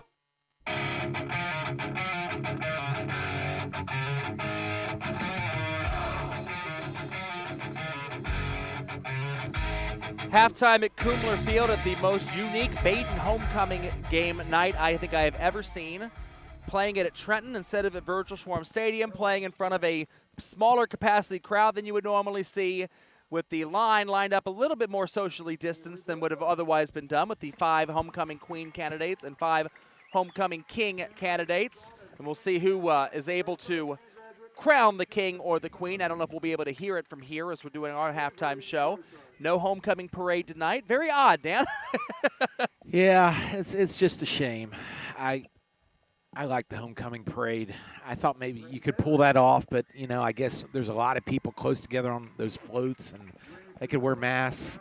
It's just unprecedented times. We'll see what happens. Well, the other thing, too, and again, we want to give all the credit and compliment of the world for the Edgewood Athletic Department for stepping in and allowing Badin to host these games here when Badin was having all kinds of issues finding a home field. Nobody wants to host somebody else with COVID as well, just with all the potential that you could have for cross-contamination and everything else. Very generous of Edgewood, but when you're talking about a homecoming parade, it's different when you go past the Schwarm and you have neighborhoods that you're walking past on the parade route of people that are Badin as well as Hamilton High people that live along that route, compared to out here in Trenton where you're right alongside Ohio 73 and there's not a lot of houses here leading up to Kumler. I don't know how Edgewood and where Edgewood would normally have their parade and where they would do it. I'm not an expert. I've never been to an Edgewood homecoming, but certainly it's a different setup, and that also would have been challenging even despite COVID. Yeah, the only thing I really know, I don't know a whole lot about Trenton personally. I know they have, Miller, and they have a great yard sale. And Holy Name Parish. Holy Name. Holy Name. The late Father Klein. Okay. Used to be there. All right. So other score from Division 3, Region 12. The Bellbrook Eagles 35, the Brookville Blue Devils 7 at halftime. And wow.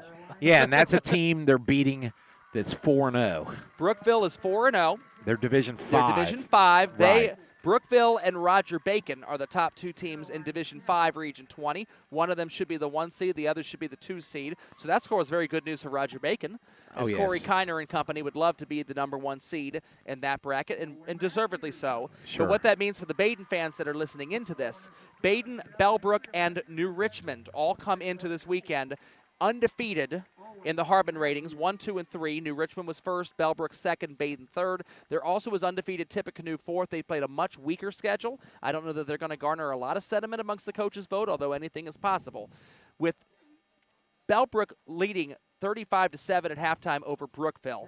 Let's talk about the Bellbrook Golden Eagles. This was a team that Badin actually was supposed to play. And they will play them next year, though. Yeah, Melzer, the athletic director, Jeff Melzer, and Bellbrook's athletic director had been emailing each other, I'm told even today, talking about next year's game. Great. That is a game they want to play next year in week 2 of a full 10-game schedule. And what a great game that will be next year with lots and lots of Harbin points. Won't be on the line in week 2. You won't know how many Harbin points it is in week 2. It's potential, but it's Harbin. Potentially, as the season goes on. Blockbuster. Instead of gaining a whole bunch in one game, you'll be gaining piecemeal, drip, drip, drip. 5.5 here, 4.5 here, 5 more here every time your opponent wins games. So a great scheduling opportunity for Badin to try to put Bellbrook on that schedule with the Harbin ratings next year. Bellbrook is 4-0. Right. They beat Valley View in overtime, 28-21.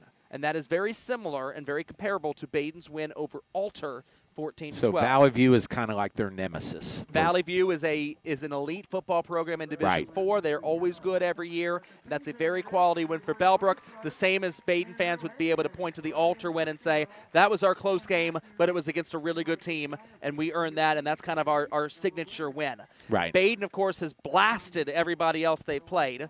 And if you look at Bellbrook's other scores here, you ready for this, audience? Home against Waynesville, who's 3-1. Bellbrook beat them 48-0. So that's a 3-1 team. They crushed them 48-0. Next week, Bellbrook home against Franklin, who is 3-1. Bellbrook beats them 34-0. Wow. And then against Eaton last weekend on the road. Eaton's only 1-3. Bellbrook wins 42-0. And now tonight playing 4-0 Brookville. They are leading that game 35-7. The more I look at this, I'm not going to be in the coach's vote. Right. I don't know if the coaches will look at the GCL co-ed and say that's a better conference than the Southwestern Buckeye League. They may well do that, and if that happens, Badin's going to get a nice little advantage in the room. I don't know if they're meeting in person or if they're Zoom conferencing for the coaches' vote, but if you ask one man's opinion just looking at scores, it would be very hard for me to look against Bellbrook and say, ooh. I would guess if you're going to make me take $20 to Vegas and bet on it, I would guess that Bellbrook will end up as the 1 seed in this region and Badin is the 2. But that could very easily be flipped if the coaches decide that conference affiliation maybe is a little more significant in their mindset. Hard to say exactly what's going to happen there. It is. Oh, by the way, congratulations to Caroline Hughes, who was just announced as Badin's homecoming queen. Caroline Hughes, and she's wearing that forest green. Remember Margaret Winklejohn used to carry that thing around and use it to place upon the homecoming queen at homecoming. Are they even having a dance tomorrow night? I have no idea. I don't know how they could do that. I don't know if you can. I don't know. That was the old Badin colors, the darker green. The darker green, yeah. That's right. That was like the circa 90s and early 2000s era. There you go. Darker green, when everybody was going darker at that point in time. Yeah. Other score in Division III, Region 12 that Badin will be keeping an eye on tonight. Clinton Massey leads New Richmond 28-13 with 2 minutes left to go in the half. If New Richmond were to knock off Clinton Massey, that would maybe be the most quality win of them all. And New Richmond would be sitting at 5-0, and you could make a very compelling argument for the New Richmond Lions. So since New Richmond looks like they might lose that game, they're down by 15 that points. That would put Badin and Bellbrook up at 1-2. Most likely. Yes. Most likely. And that's they would play each other, even though they got their earlier game canceled due to the coronavirus. They'll get to play each other in the playoffs if it works out according to the numbers. Winning. They got to keep winning. And if it is a 1 versus 2, it would be all the way in the regional finals. Right. Which would be that's 2 games short. Okay, of the let's see here. So championship. October 16th would be the second round game. Okay. That would be Badin's first game if they get a bye. So the 23rd would be their quarterfinal game. That would mean the 30th, the day before Halloween, would be the semifinal game. So it would be November the 6th would be when Badin and Bellbrook would potentially see each other in a 1 versus 2 regional final. Now, if New Richmond comes back and wins that game and gets the number 1 seed, and the coaches say, you beat Clinton Massey, you deserve the 1 seed, if they gave Badin and Bellbrook the 2 and the 3, that would make that potential matchup be in the semifinals, which would be the Halloween weekend, where those two might potentially see each other. Home field, from what I understand, is going to be determined by the better seed. Melzer was telling me that, and I looked again at the OHSAA press release, and it seems to read that way. That's a very good thing to base the home field based on seed numbers. So whichever, between Badin and Bellbrook, that coach's vote, if they win out and see each other in that game, the home team is going to be determined by that original coach's vote, who gets the 1 and the 2 or who gets the 2 and the 3. Any other Butler County schools, Joel, that are in good shape for the playoffs? I know Ross sitting there at 3-1.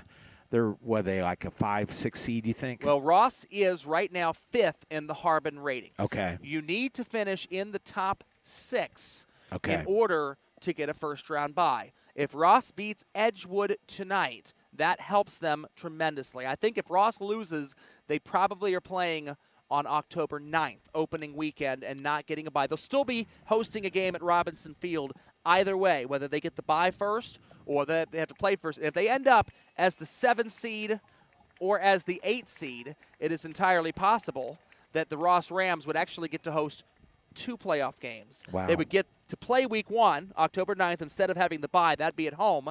And then they would also play the second round game which would be against the 9 seed or the 10 seed, and that would be the opportunity there for Ross to host a second game in the playoffs the weekend of October the 16th. And then conversely, there's the story about the Middletown Middies and what happened to them. Oh, my goodness. Yes.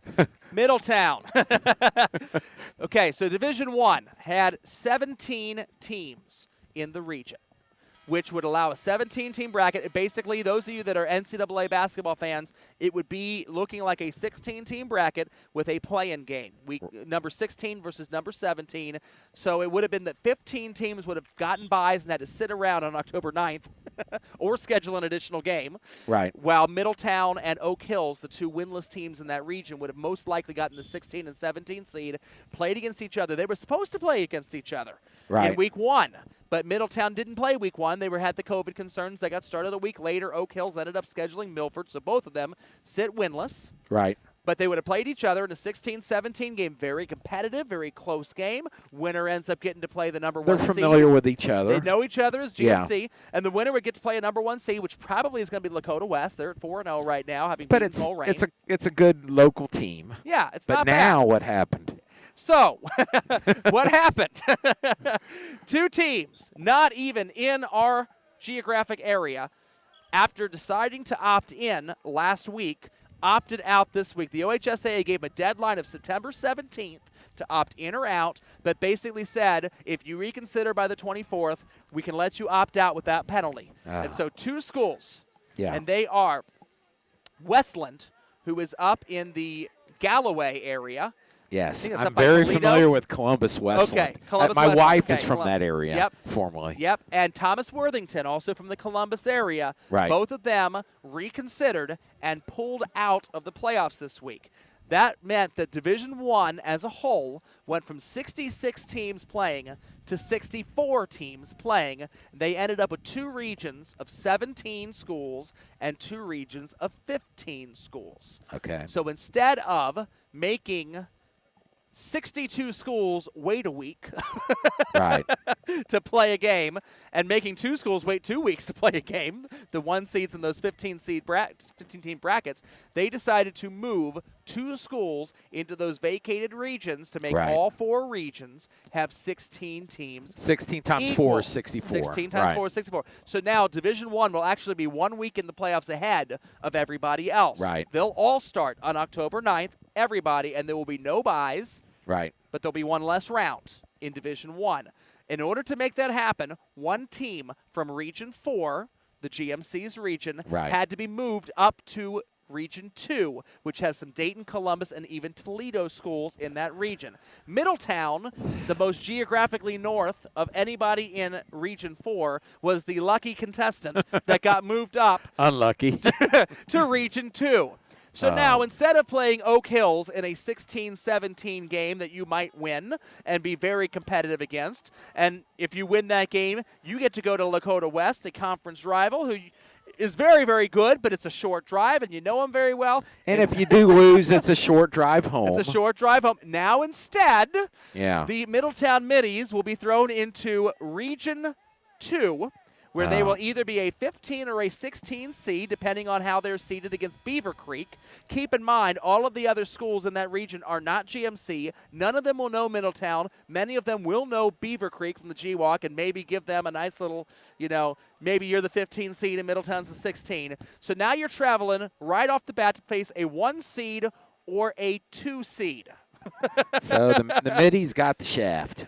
And of the teams, there are 3 undefeated teams right now in Division I Region 2. They are Clayton Northmont, which would not be that big of a drive from Middletown, who is tied at halftime tonight. Dublin Kaufman. That's a Columbus. It's a little farther drive. They were losing earlier tonight. And you ready for this one? This might be the 116 matchup. Perrysburg. How far away is Perrysburg? The Perrysburg Yellow Jackets, who are located halfway in between Toledo and Bowling Green. So Middletown, you don't get Oak Hills. Toledo, Middletown. You don't get Oak Hills. You're going to be getting in a car, potentially driving as far away as Perrysburg now, thanks to Thomas Worthington and Westland dropping out. Well, let's just say this. Middletown, they're winless, so they still get to get in the playoffs. So It's a unique season. That's right. It's all a unique season. We start the third quarter. Squib kick for the Carroll Patriots, fielded by the up man, number 4, Russo at the 20-yard line. Cuts it up. Nice Got a couple run. blocks. He's across He's midfield, going and he's got all- some daylight. 25, Only 20, can catch him. 15, 10, Can 5. Chapman get him? Give it to him. Give it He's to going to him. be just short at Oh. the 1 yard. No, they caught him in. Touchdown. They caught him in. He fell on the pylon on the right side. Oh, my goodness. It's been a long time since I've seen a high school kickoff return for a touchdown. Russo, 80-yard touchdown Nice return. run. Russo is not even the deep man no, out there. Are there no flags on the field? no flags. No flags, just a towel there on the 33-yard line. No beanbags. Stephen Chapman was the only one that had an angle. He met him at the pylon, drug him. I did not know whether he had stepped out of bounds at the 1 or whether he had knocked the ball against the pylon before he hit out of bounds as Schweinefus kicks the extra point, up and good. The referees on a kickoff, remember, it's a 5-man officiating crew for high school football. They are not lined up there at the pylon like a normal offensive play for an Right. 80-yard kickoff return. So that has to be a very difficult judgment call, but the referees converge and give it to him, an 80-yard touchdown. Okay, Joel. for So if Carter you're Russo. so you're Badin's coach here. Let's say Russo gets knocked out at the half-yard line. What is your next play? Quarterback sneak. Of No, course. you give the ball to Russo, Back to Russo to when he's finish winded? the play. When he's winded? Oh, he can run a half a You're yard. speaking like a fantasy football owner there, dude. All right, we're going to take a quick break. We'll be right back. 27-0. Badin Rams, 11:44 left to go in the third quarter. We thank you for listening to a live broadcast on the Butler County High School Sports Reports YouTube channel. We encourage you to check out our website at www.bchssreport.com for all your local prep sports results, stories, and student-athlete features. Enjoy the rest of the game.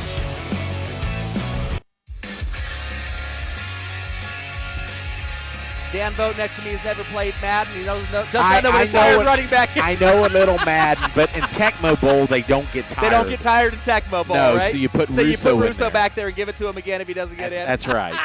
Schweinefus, short kick, bounces around the 27-yard line, fielded by the deep man, number 6, Sievert. He brings the ball out to the 35-yard line, and that is where Carroll will begin this possession, down 27-0. Not how they wanted to start the second half, Dan. No, it's not. I mean, you go into the halftime, you're down 20 zip, and you think, what can we do? What can we do? And then you give up a touchdown on the kickoff. That's got to be disheartening. Oh, my goodness. I'll give Carroll credit, though. They have a nice amount of fans over there. They traveled pretty well. Yes, they did. They definitely did. This is a 1-3 football team that lost 48-0 last week, and they are getting support, most certainly, from their fan base. Absolutely. 2 running backs next to Ryan Chapman, the quarterback in the backfield, and now Sievert goes in motion to the left. Throws quick out to Sievert, the man in motion. Michael Schweinefus tracks him down, makes contact with him inbounds. The contact drags him out of bounds, which makes it look almost like a late hit, but not quite. Yeah, you heard a little bit of yelling over there by the Carroll fans all the way across the field where we're at, but it would have been a ticky-tack penalty, I believe. Well, the contact was in bounds. Yes. Just the way that they both kind of landed on each other and kind of stumbled out of bounds, it made it look to Carroll's fans like it might have been potentially a late hit, but I think the right call is there. Looks like Hamilton Big Blue did kick a field goal before halftime, so that score at halftime was not 7-3 or 3-0. It is 7-6, Mason Comets at the half at Virgil Schwarm. Ryan Chapman tries to keep it himself. Offensive woes continue. The first play was just a 1-yard gain. It looks like they lost that yard back, so basically a net of 0 on their first 2 offensive plays here. Brings up a 3rd and 10. All right. Chaminade Julien still in the second quarter, punches the ball in from 1 yard out and leads Fenwick 28-19 in that game. What's the game Chris is doing right now? Chris Vogt and Joey have the New Miami Vikings traveling down to Division VI Cincinnati Country Day. Do we have a score on that? 20-10, it looks like, in the third quarter, according to ScoreStream, if that is accurate. Okay. They got Badin there on a jump. Who jumped? Did you see? I'm looking here. Looking for the disappointed man. 71? Could be Logan New. Well, you know what? Logan New's allowed to jump every once in a while. He's eaten Yes. enough tonight, you know. Yeah, he's running off the field, so he's gonna get chewed out a little bit here. Roger Bacon leads 41-8 right now. Wow. I think that's Cincinnati. How's Mr. Ohio doing in there? I just see the quote here on the top of this tweet says, "Make that number 5." I'm guessing that probably is Corey Kiner's 5th touchdown, but I don't know that for sure. But I'm reading That's between Mr. the lines. Ohio. Slant pattern from Chapman to Chapman. Ryan Chapman to Steven Chapman. Hits a little out route. It is complete. It is going to be enough for a first down for Carroll. If you have a chance, just look what Corey Kiner has done this year. Oh, my gosh. He's going to be playing for LSU. He is big time. For a guy that played at Roger Bacon, good old Roger Bacon, going to LSU, that's amazing. Well, Badin saw him last year, and that was the only game that Roger Bacon lost in the regular season last year. They finished 9-1. Okay. Which is why Badin got so many Harbin points and hosted a playoff game last year. Okay. Because Roger Bacon did not play a GCL schedule. Chapman over the middle. Overthrows his intended receiver, Ethan Braun. Bob Young almost was able to dive and intercept that ball, but it was just outside of his reach as well. And so it'll be 2nd down and 10 for the Patriots. He had him out there. He just overthrew him. It was that simple. Just a more accurate throw. He's got a first down there. Just the woes continue for Carroll. It was there. It was definitely there. So, yeah, we'll have to keep an eye on all these scores and see what goes on here. I've not seen a McNicholas alter score yet. That is an intriguing score to me because that's going to tell us a lot about McNicholas and how good they are or not. Badin's game against McNick next Saturday is at 12 noon here at Kumler Field. I do not know why, but it is at 12 noon, not in prime time next weekend. Man in motion is Braun. Chapman hands off to Awishimwe. Awishimwe up the middle. Running hard. Picks up about 6 or 7 yards. Steady little trap play there. It's kind of a delayed handoff. It was, wasn't it? Yeah, it Almost was. like a draw. Yeah. Yep. Halftime, Ross Rams up on Edgewood, 28-21. Schweinefuss and Harris on a tackle there. Halftime in New Richmond, Clinton Massey, 28, New Richmond 13. Okay, they're staying with him. Keep it there for 3rd the and 4 Rams. here for Carroll. They are at the Badin 41, so a nice little drive to start the half. Well, with the exception of the Badin run back on the kickoff. Of course. Awishimwe, this was his own read, and they gave it to Awishimwe. And he runs outside, breaks a little bit to daylight, ends up weaseling his way in between Bobby Young there and Logan Imhoff, and that will be enough for a first down for the Carroll Patriots. They are into Badin territory. They are at the Badin 35-yard line. Maybe the best offensive drive we've seen for Carroll all night, Dan. Yeah, it was, and they could have easily tacked on extra yardage there. Wishaway. I hope I said that right. Awishimwe. he was pleading for a face mask call there, but it didn't work. For those of you that spell it, it's a capital U. U-W-I-S-H-I-M-W-E. You wish him way. You wish him way. That's right. That is, if we were Pee Wee Herman, we could call that the word of the day. Go, every time we say it. We have a timeout as the play clock is running down, taken by the Carroll Patriots, and we will take it with them.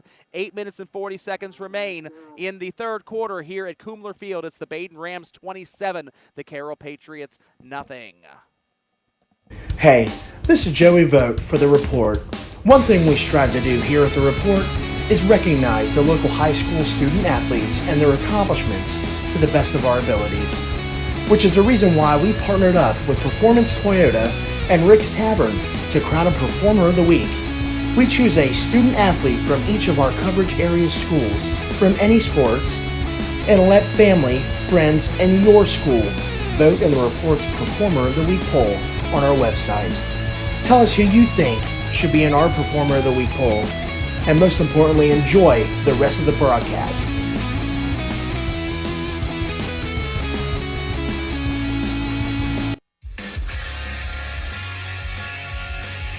We talked at half about Middletown being potentially a 15 or a 16 seed in Region 2, with Beaver Creek being the other team that has not won. At the half, Centerville leads Beaver Creek 42-0.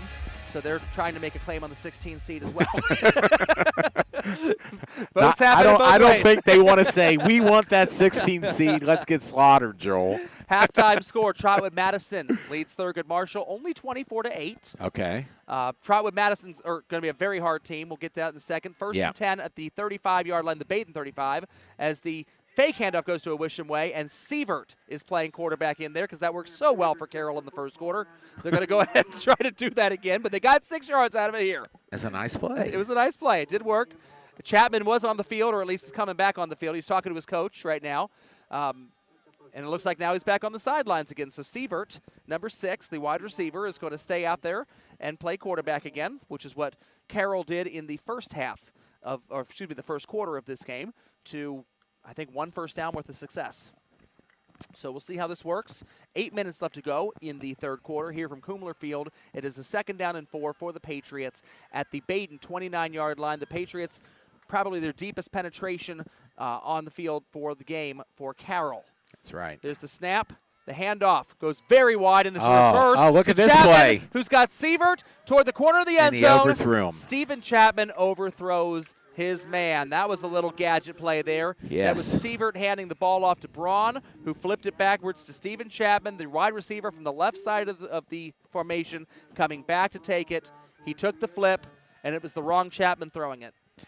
Michael Schweinefus was back there on the defense, but he had 3 yards on him. I mean, if he threw it accurately, it would have been a touchdown. It would have been. It was a good play. It was they a had very it good set up. play. They absolutely give Coach Bird credit. They had set up that which they wanted. Failed to execute. 3rd and 4 on the 29-yard line. Ryan Chapman back into the game now for the Patriots, their sophomore starting quarterback, with a Wishamway alongside of him and 4 wide receivers, 2 to each side of the formation. There's the snap, 3-step drop, slant pattern, attempted to Sept. Sept is trying to say he was held on the play. I didn't see it, though. There was a little contact there, but it was right at the line of scrimmage. Yeah, it was. I mean, you're allowed to hand clash a little bit in the first 5 yards. That's right. 4th and 4 for Badin here. Let's see if they can keep the shutout going, or if Carroll can bust through and get on the scoreboard. we were talking a little bit about Badin and the quality of this team and how many seniors they have. I just did a quick survey of the roster. They have 18 seniors and 24 juniors. So, and if you look at the seniors, yes, the skill players. Now, I'm not going to say the offensive lineman, defensive lineman, whatever. Bobby Young is a senior. Right. Max Lauer is a senior. Right. And it looks like we have a timeout. Carroll, that's their 2nd timeout of the half already. We'll keep it here. So Max Lauer is a senior. Right. You look at the other people we've been calling out. The Schweinefuses, of course. The Schweinefei, yep. Dallas Rawlings is a senior, the fullback. Yes. Logan Imhoff has gotten some playing time. We called his name a couple times out there. You got Braden Abner, Connor Young, Donovan Onks kind of along the line play there, and Matthew Rings. Dane Lowers, a lineman. We called his name a few times. But that's basically the extent of the seniors. It's a very junior-dominated group. And of course, Vitterick's coming back for a senior coming back for a senior year. They're going to be loaded next year, Badin is. Russo and Lucas Moore are both sophomores. Wow. You know, Braden Moore's a sophomore, getting some major playing time at wide receiver there. This Badin team, as good as they are, may be even better next year. And I plead ignorance. I don't know anything about the Badin freshman team this year. I've heard they've won a lot of games, but I don't know, so what that means. But some of those freshmen could come in and be super sophomores. Yeah, the future looks very, very bright green for Coach Yorty, no doubt. Yorty, I respect him. He's a heck of a coach. I really got this team going. I mean, really got this team going. I don't think Badin, in all the years I've been keeping track of playoffs, has gotten any higher than a 3 seed ever. Yeah. And this year it looks like they're going to be a 1 or a 2 based on the coaches' vote rather than the Harbins, but it's all within their reach now. 4th down and 4 for the Carroll Patriots, sprinting up to the line. Quickly. Chapman does a hard count. Now the skill players look over at the sideline as they're reading the defense. Looks like Badin is set up with only 3 down linemen and a linebacker. This might be a run up the middle here for Carroll. And no, it's good. Okay, it's gonna be a quarterback scramble. And he gets stuffed in the backfield by Jaden Carter there, and he is not going to have nearly enough for the first down. He actually lost a yard. It is going to be 1st and 10 for the Badin Rams, taking over at their own 30-yard line. What'd you think of that play call, Joel? Well, they had the numbers there. They just didn't block the key guy. Yeah, it's not a bad idea. This great play by got 5 linemen, a running back leading blocker, and then your quarterback going in behind him, but. Jaden Carter just busted through and made the play. Just great defense by Badin. So speaking of Rams, Trotwood Madison, we said they're up 24-8 over Thurgood Marshall. Trotwood Madison is the defending state champions in Division III. The Badin Rams know about them. And Badin lost to them in a pretty close game last year in the State Elite 8, the regional finals. That was the last game there that Badin played before this season. Handoff to Jack Walsh up the middle, spins. Nice run. What was going to be a 2-yard gain ends up as an 8-yard gain, maybe closer to 9, depending on how the referees round it. They're not going to put the beanbag probably halfway in between the 2 lines, I would imagine. or maybe they will. Second down and a yard and a half for the Badin Rams. So Trotwood was one of those Dayton public schools, and a lot of the Dayton and Cincinnati public schools did not play and were not going to play at all. And they ended up canceling the first 3 weeks' worth of games. So Trotwood Madison comes into tonight's game only 1-0 with a win over Ponitz Tech, who was not a very quality opponent historically.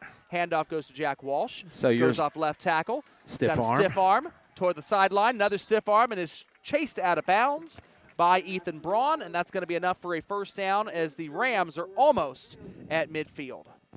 So what do you think? Do you think they should get a high seed just based on reputation for winning the state championship? So hard to tell. Because how many seniors did they graduate? I mean, if you're going to grade on reputation, Chaminade Julian was the #1 seed last year. They're 1-3 right now. Yeah, you know? that's true, but they have 3 losses. Definitely not in the top half of the GCL. They've got 3 losses because they played 3 games. That's right. Trotwood Madison, I don't know how good they are. Leading Thurgood Marshall at halftime 24-8. They'll be lobbying, obviously. Thurgood Marshall is not historically that quality of a team either. They're 1-0, but they blasted Meadowdale, who was like the bottom of all the Dayton public schools. It's really hard to tell with Trotwood Madison just how good they are. They're an independent. They don't belong to a conference. Dallas Rawlings in the backfield. Elliott Braun. Yeah, Elliott Braun, the junior for Carroll, just busting him in the backfield. That was the man who intercepted the screen pass earlier in this game. He was rumbling, bumbling. And got, quote, minor face mask by Landon Bederick. He lost a couple yards. That's going to set up a 2nd and 11 for Badin. So, yeah, I mean, 2 teams in Badin's region and Ross's region, and Monroe's in there, too. If Monroe knocks off Oakwood tonight, they might end up getting a home game at the Hornets' Nest if they can climb up as high as 16th. They are 19th in the Harbin ratings right now, so it's still very possible that Monroe may end up getting to host a game in the playoffs. We want Butler County schools to get in Oakwood. There. Hitch and go. Hitch and go, looking deep and a little overthrown. Great extension there by the wide receiver, Eric Rawlings, for the Rams, but ball was just a little overthrown for everybody, wasn't going to quite work there. So, yeah, I don't know where Trotwood gets seated. I mean, out of respect for defending state champion, maybe you seed them pretty high, but they're not going to have a lot to go on. And then, of course, Alter is 2-2 coming in tonight. I have no idea how you seed them. Well, Alter's probably thinking if they give us a low seed, we'll just take care of business and keep winning. That's usually what Alter does in the playoffs. Alter got the 8 seed out of 8 last year into the playoffs. That didn't seem to matter as they went up to CJ and beat them again. 2 games in a row, though. They got CJ the last game of the year. Then they beat him the first round of the playoffs. Hold on, we got a wide receiver screen. Yeah. This is a pretty nice setup here to Lucas Moore as he's wiggling his way in and out of traffic. He's easily got the first down, 10 more yards beyond that, and finally chased down around the 30-yard line. Yeah. Stephen Chapman makes the tackle. Wonder if his middle name is Curtis. Well, that wasn't a Christian tackle there. He might be a Christian singer, Stephen Curtis Craddock. Yep. Maybe he should get a little cross on his helmet like Badin's got there. I like it. Are you sure there are crosses on their helmets? I saw one Ram with stickers on the helmet that was in the shape of a cross. Maybe that could be but just it could be an individual thing. distinctive. Yeah, I don't. Honoring someone. Several of these Badin sideline guys don't have any stickers at all. Pitch to Jack Walsh, going around the right side of the line. He's got a blocker Rawlings in front of him. He gets about 10 or 11 yards and enough for another first down for the Rams. Badin's just pretty much willing themselves down the field here. I see a lot of Carroll players, hands on hips. They're winded. They're tired. You can see it in the body language. Badin is they're peppy. They know they can do what they want right now. And when you look at body language, part of football, especially when it comes to a physical running game, part of football is mental, emotional will. Yes. And you can see Badin is really zapping Carroll's will to play this game. Carroll hung in there for a while in the first quarter. Did. Jack Walsh on the handoff. He's going around the left side now. He's running into Stephen Chapman, who basically just kind of escorts him out of bounds. Even the offensive Badin players are initiating their own tackles by running into the Carroll defenders that are just kind of there. Well, that was an 8-yard, basically a sweep, running left, 8 more yards there. Walsh is running hard now. Walsh is running very well. The pride of Queen of Peace, running very, very well. He's not very big. He's just going to get bigger too. Is he a sophomore? He's a junior. Oh, he's a junior. He's a junior. Okay. Yep. So it is going to be a 2nd down and 3. It looks like they're going to mark that for about a 7-yard gain on the play.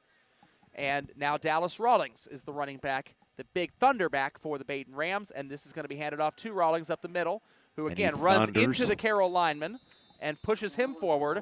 Ball pops out at the end, but the whistle already blew for forward progress being stopped. This is going to be right at the chains. Very, very close.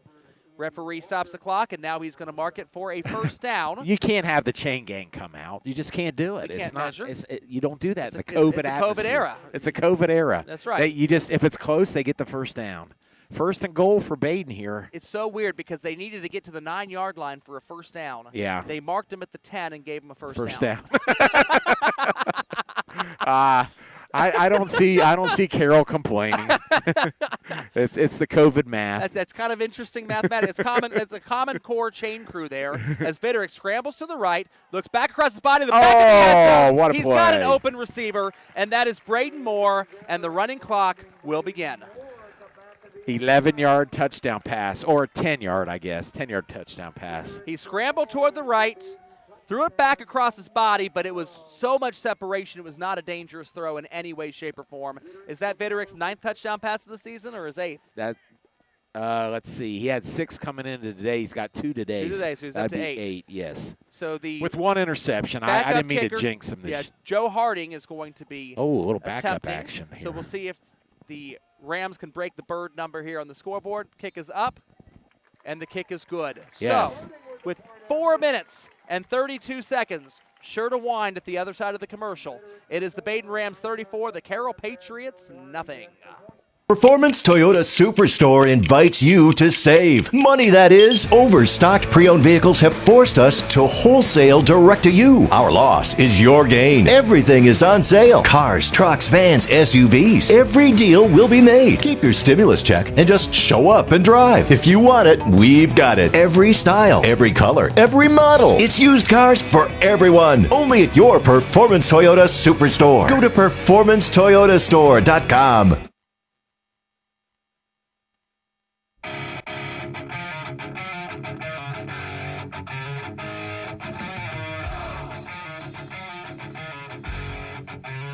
So we are back to Kumler Field, and the running clock will now begin as Harding puts the ball on the tee for the Rams, up 34-0. 34-0. Walter Payton to zip.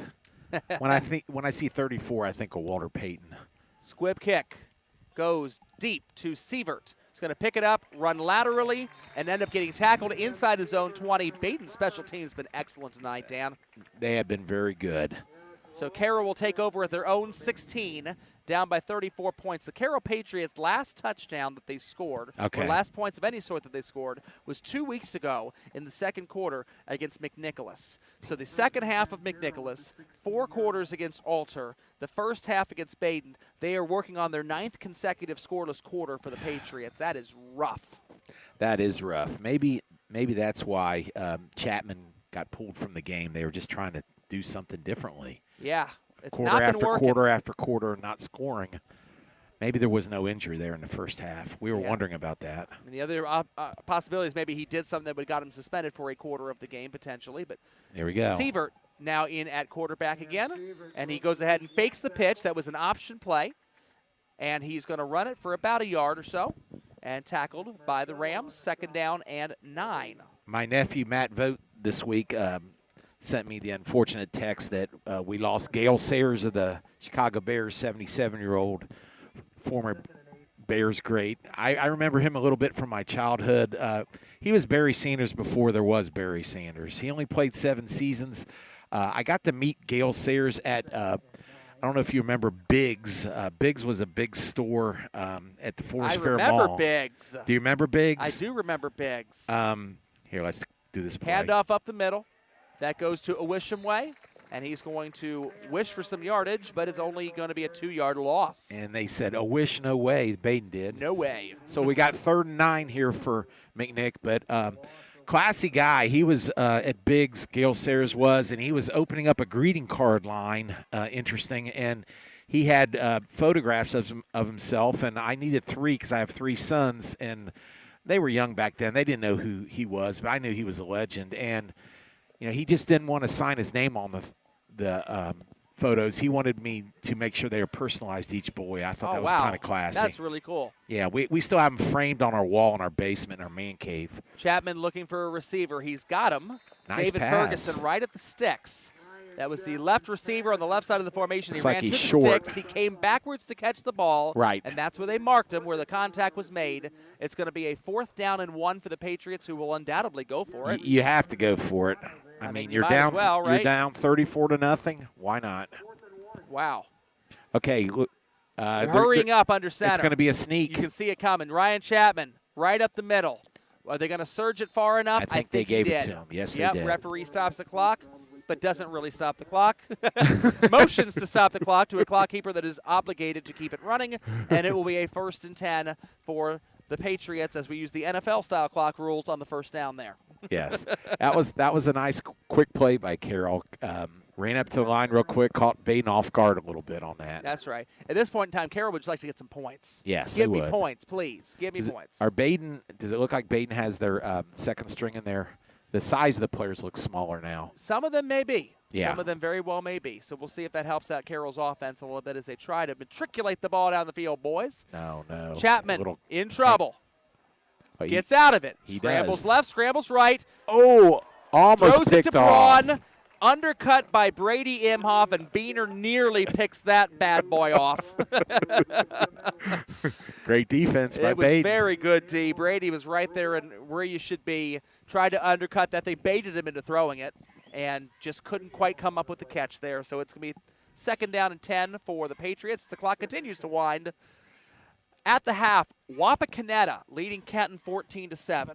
Wapakoneta was the number 2 seed in last year's Division III Region 12 bracket. Okay. That was Trotwood Madison's first-round opponent as the handoff to a Wishingway goes up the middle for about 8 yards. Wapakoneta is always a favorite perennially in the Western Buckeye League, and we knew they and St. Mary's Memorial would be fighting neck and neck last year for the Western Buckeye League title. They always are up there. Wapakoneta is 0-4 right now. Wow. I have no idea what in the world to make of that. And if you look at the entire Western Buckeye League, 5 of those teams are in Badin's region. They are basically in inverse order of last year's standings with the Harbin points now. Okay. With last year's 0-10 Elida being number 7 in the Harbin ratings right now. And Wapakoneta, last year's conference champion, being all the way down at 0-4. They are leading Kenton 14-7. They must have lost a lot of seniors. They must have lost a lot. Beaner's going to try to make up for it, and Brady Imhoff makes the interception on that play. Ryan Chapman stared down Ethan Braun, and don't think Brady Imhoff didn't see it. He basically ran Braun's route right underneath him, jumped the inside of it, comes up with the pick, and the Badin Rams will take over up by 34 at their own side of midfield, just ever so slightly barely at their own 49-yard line. He undercut Ethan Braun, intercepted it. Beautiful play. Ethan's kind of limping a little, walking off the field. I think it's more out of frustration. The clock stopped for the change of possession. I don't know if it's supposed to or not, but if they wind it first, they will not need to run a play. It looks like the referee is just going to blow the whistle stationarily. Okay, so the clock will stop at 10.3, and Badin will have to run one play before the end of the third quarter. Okay. Looks like ScoreStream says Ross is now up 49-28 over Edgewood. My goodness. Dallas Rawlings up the middle. Not a lot there. 2-yard loss. And that will end quarter number 3. So from Kumler Field, we have gotten to the end of 3 quarters of play. The Badin Rams have a 34-0 lead on the Carroll Patriots, and we'll be right back on the Butler County High School Sports Report Radio Network. Now, Hey, this is Joey Vogt for The Report. One thing we strive to do here at The Report is recognize the local high school student athletes and their accomplishments to the best of our abilities, which is the reason why we partnered up with Performance Toyota and Rick's Tavern to crown a Performer of the Week. We choose a student athlete from each of our coverage area schools from any sports and let family, friends, and your school vote in the Report's Performer of the Week poll on our website. Tell us who you think should be in our Performer of the Week poll, and most importantly, enjoy the rest of the broadcast.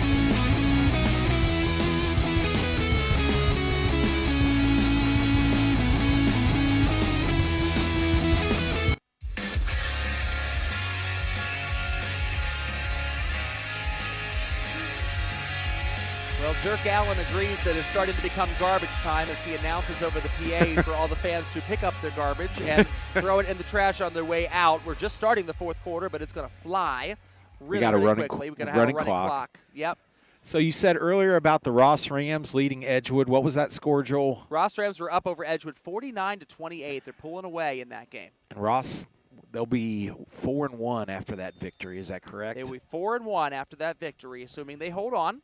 So we've had Edgewood down by 21 in the second half before. Well, let's look at Ross. That's an interesting team. They start out against the Badin Rams. They lose 41-7, which, that says Badin is either awesome or Ross is not that good. But then you look at the last three scores. They beat Northwest 41-36, tight game. They beat Talawanda 35-0. Then they beat Harrison 49-35. So offensive juggernaut. Caden Starks takes the handoff of the middle for about 2 yards. It's going to be 3rd down and 10. Ross can put up points. Yes, they can, but not against Badin. They are a very strong running game. Ross is all offense and no defense. For the most part, although the 35-0 win over Talawanda would suggest that maybe Larry Cox's team was a good matchup. Here's the thing, as the handoff is again to Starks, who's going to slip it for about 3 more yards, going to be set up about 4th and 6, and I'm sure Yordi is going to try to punt now. The backup quarterback in the game, that is Dominic Pate, the sophomore, here in garbage time, as we tick below 11 minutes left to go in this game. Here's the thing about Ross. Badin was their non-conference game. Okay. The other 5 games are the SWAC schedule. Okay. And they will play and are playing a round robin in the SWAC. They finish up with Mount Healthy, who's 1-3 next weekend. Okay. So basically what's going to happen for Ross, and how do you evaluate Ross, and are they really that good because of all the points they're putting up in SWAC competition? Right. Or is Badin really that good and Ross maybe not as good, or what? As you're looking, as there's a high punt, possible fair catch by Sievert, who lets it bounce, and it is recovered. It's recovered there by Connor Young, who decides to take it and run into the end zone, even though it never touched anybody. He's claiming that Carroll touched the ball there, but even that being the case, couldn't run it in. You can't advance a muff. But I love it. I love the enthusiasm. He wanted to score. There's a flag being thrown for maybe some bad dance moves or something like that there. I don't know. There is a flag behind the play. We'll see what the referees call that. I mean, the play was whistled dead. He jokingly kind of took it into the end zone. It's delay a game against they're pointing against Carroll, but that's got to be against Badin. They're pointing the wrong way. It's going to be a delay game and a 5-yard penalty, and so Carroll will get a little 5-yard extra there from where that ball was down, I would assume. Well, maybe not. They're starting at their own 10. I don't understand. Well, here's the thing, though, with Ross. The Red, if they go 5-1, they'll be 5-0 in the SWAC. Right. So you're kind of evaluating Ross individually. Right. But you're also evaluating the SWAC as a whole. Okay, they're marching the ball off against Badin. So it was Badin's delay game on Connor Young for running that down to punt into the end zone. So, yeah, if you think the SWAC as a whole is not very good, then you can say, well, Ross is just kind of beating up on some bad programs and they ran into Badin and they got thumped.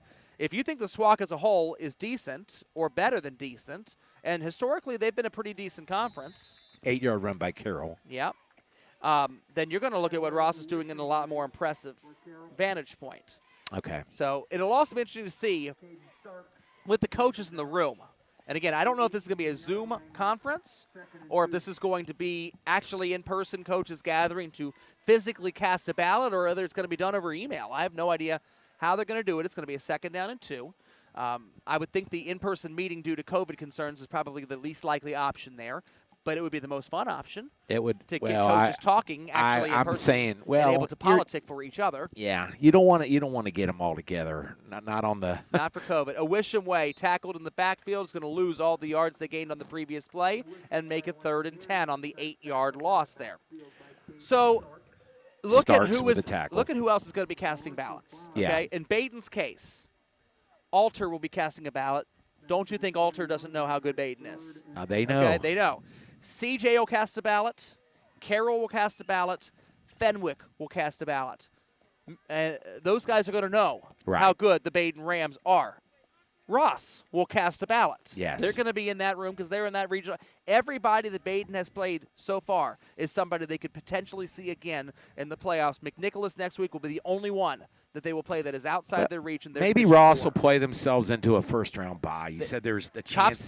Top six. 6. Fluttery pass. Incomplete. And drops just short of Steven Chapman and the defensive back Jeffrey Lunamata of the Rams there. number 8. Luna Mata. Good name. Yep, kind of upside-down snowman-looking 8 there that he's got on the back of his jersey. Kind of cool. Big number 8. 4th down as the clock continues to run after the incomplete pass because you've got a running clock, and Steven Chapman is going to We're down to 8 minutes and 37 seconds here in the 4th quarter. 34-zip, the Badin Rams leading. There you go. Okay. So all of those teams that Badin has played are going to be able to cast a ballot. Right. And if they're in the same room physically or with a Zoom conference, if they are able to have any kind of discussion before they cast ballots, all of those coaches are going to be able to tell you exactly how good Badin is, and those other coaches are going to be listening Right. quite a bit. Chapman takes a sweet old time punting this thing and blasts it Nice 60 kick. yards down the field. That thing had some hang time I'll tell you, on it. he could be a punter on the next level in college. He's got a leg on him. He does have a leg. Ball goes straight out of bounds. We'll see where the referees end up marking this thing as the clock will stop for change of possession. Badin will take over at their own 36-yard line with 8:05 remaining. But if you look at Ross, Yeah. Badin's going to be casting a ballot. I don't know what Badin thinks about Ross. They beat him 41-7. Right. You know, I don't know how you look at a team you beat 41-7 Well, I think it's and think, kind of wow, they're really good. You know, well, maybe. I don't know. Well, it's Badin. It's become Baden's new rival, don't It you has. think? It Yeah, has. yeah. I don't think Badin would slight Ross in the coaches' vote just because of No. the rivalry. No, but if I you think beat they anybody, respect Ross. If you beat anybody 41-7, then the chances are you're going to look at other teams you haven't played and think, well, maybe they're better. I mean, that's just kind of human nature a little bit. You know, you dominated Team A. Well, you haven't said played Ross. Team B. You said Ross is a running dominated They team. are a running dominated And team. And Badin does not give up a can lot of rushing. They can yards. stop the rush. It's a bad matchup. No bones about it. Yeah. It's a bad matchup. The give is to Luna Mata up the middle for the He's got Rams. some good speed. Luna Mata's got 11 yards there, the sophomore. That's pretty sweet. No, he's a junior. Sorry, he's a junior. That's okay. He'll Jeffrey be coming Luna back Mata. next year. He will be coming back next year. But half of Ross's conference will not be in the room. That's right. Edgewood's Division 2. Talawanda's Division 2, and Harrison is Division 2. So those teams that Ross has played, that maybe Ross has beaten, will not be casting a vote because they're in a different division and a different region. Okay. Okay? So Ross will have Mount Healthy, who they have not seen yet because they'll see them in Week 6, but RV Crouch is going to have to cast that vote beforehand. But RV probably knows how good Ross is by looking at the scores and comparing him to the rest of the SWAC. He knows Sure. how good the conference is. There's a little quick pass. Goes Nice. out to number 81, Eric Rawlings. Twists and turns, fumbles the ball as he goes out of bounds, but he is out of bounds before anything else can happen. And it is going to be a 1st and 10 for the Rams across midfield at about the 41-yard line of the Carroll Patriots. We're down to 7 minutes and counting remaining in the 4th quarter of this game. Nice pass by Dominic Pate there. He had some juice on it. He was accurate, hit him right there in the letters. Nice looking play. And that is Carroll's starting lineup out there. So it's the Badin reserves basically against Carroll's number ones. So this is a nice drive for Badin. Score that Middletown fans will be interesting about. We'll get this play first. Okay. As Dominic Pate hands it off to Luna Mata, and Jeffrey Luna Mata goes around the left Showing side. He's that got speed. a lot of room. Stiff arms the guy, throw it out of bounds. He gave a stiff arm to Charlie Harlow, and out of bounds he goes, which doesn't matter when the clock continues to run anyway. That's fine. about 7-8 yard gain there. We're looking at one of those 3 undefeated teams that Middletown could potentially be put up against. Dublin Kaufman is tied with Upper Arlington, 14 all in the 4th quarter. Now, Upper Arlington, they've always been a force even back when I was young. I don't know what they've done lately. You would be able to answer that question. Well, Upper Arlington is typically in regions that I don't have to keep track of because of the Columbus area. Columbus schools are weird because they could be in any of the 4 regions based on just kind of how the numbers break out and how the OHSAA needs to put them certain places. Okay. Marion Local leads Minster 21-0. They're probably going to get the 1 seed in New Miami's region in Division 7. They're the defending state champions and have been to the state finals the last 9 years consecutively.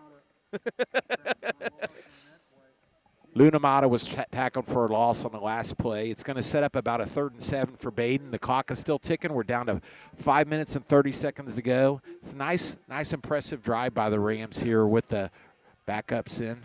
3rd down and 7 coming up as the Rams huddle up. Lumberjacks of Oakwood lead Monroe 24-14 with 9 minutes left to go in the game. Lumberjacks. The Lumberjacks. If Monroe does not come back and win that, they are almost assuredly going to be starting on the road the first round of the playoffs. Okay. End of the 3rd quarter, Virgil Schwarm Mason leads Hamilton 7-6 in a defensive struggle. Handoff up the middle. This goes to the backup fullback. That would be Cameron Wright. And Wright is going to move it forward for a few yards, but it's going to be a 4th down and 5, resulting Another after that play, punt. another punt coming up. Absolutely. Springfield over Springboro, 27-0. Those two teams are both in Middletown's region, Region 2.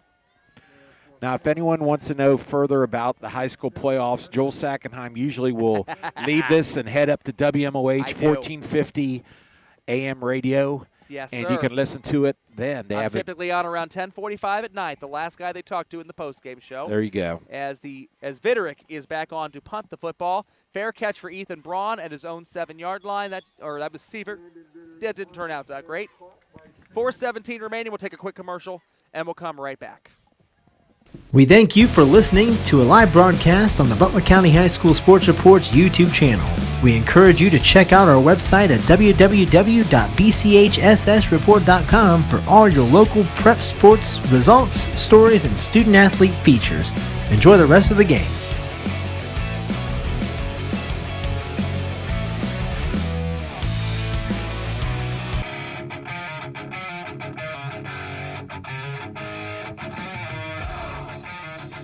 End of the third quarter, Coleraine leads Sycamore only 14-7. The Coleraine Cardinals are not as good this year as they have been in most other years. Down year for the Cardinals. Be interesting to see where they get seated and how much respect they get given by their GMC counterparts voting in Division I Region 4.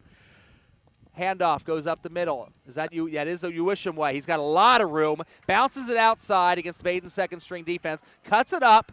Fakes out Lunamata, gets past the 40-yard line, and gets finally tackled out of bounds at the 42, almost approaching midfield for the Carroll Patriots. That's a 37-yard run. That'll probably put him over 100 yards for the night. He has really had a lot of carries tonight. He's been a bright spot. Yes, he Absolutely. has. New Bremen's up 31-0. That's a score that'll be familiar to New Miami people. That's the team that knocked them out last year. Joel, when is the actual voting going to take place this coming I believe week? it is the 29th and 30th. Okay. Handoff to Uisham way up the middle. Bounces it back out to the right again. It's got another good chunk of yardage. We're in danger of this thing not being a running clock very soon here, Dan, as Carroll is pushing the ball at will against Badin's second-string defense. That's okay. Across midfield, we're down to 3 minutes left. It may not matter anyway. You got to look at it as valuable reps for the younger Rams right now. That's exactly right. I'm looking here to see if I can find an Alter McNicholas score, which I have not seen all night long. All right. You wanted your answer on how good McNicholas is? Yes. Final score, McNicholas loses to Alter 28-7. Well, there you go. There you go.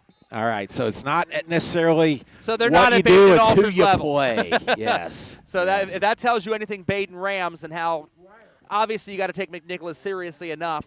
But Yes. Badin has already clinched now at least a share of the GCL co-ed title. I'm glad you found that Alter score because McNicholas undefeated going into that game. They play Badin next week.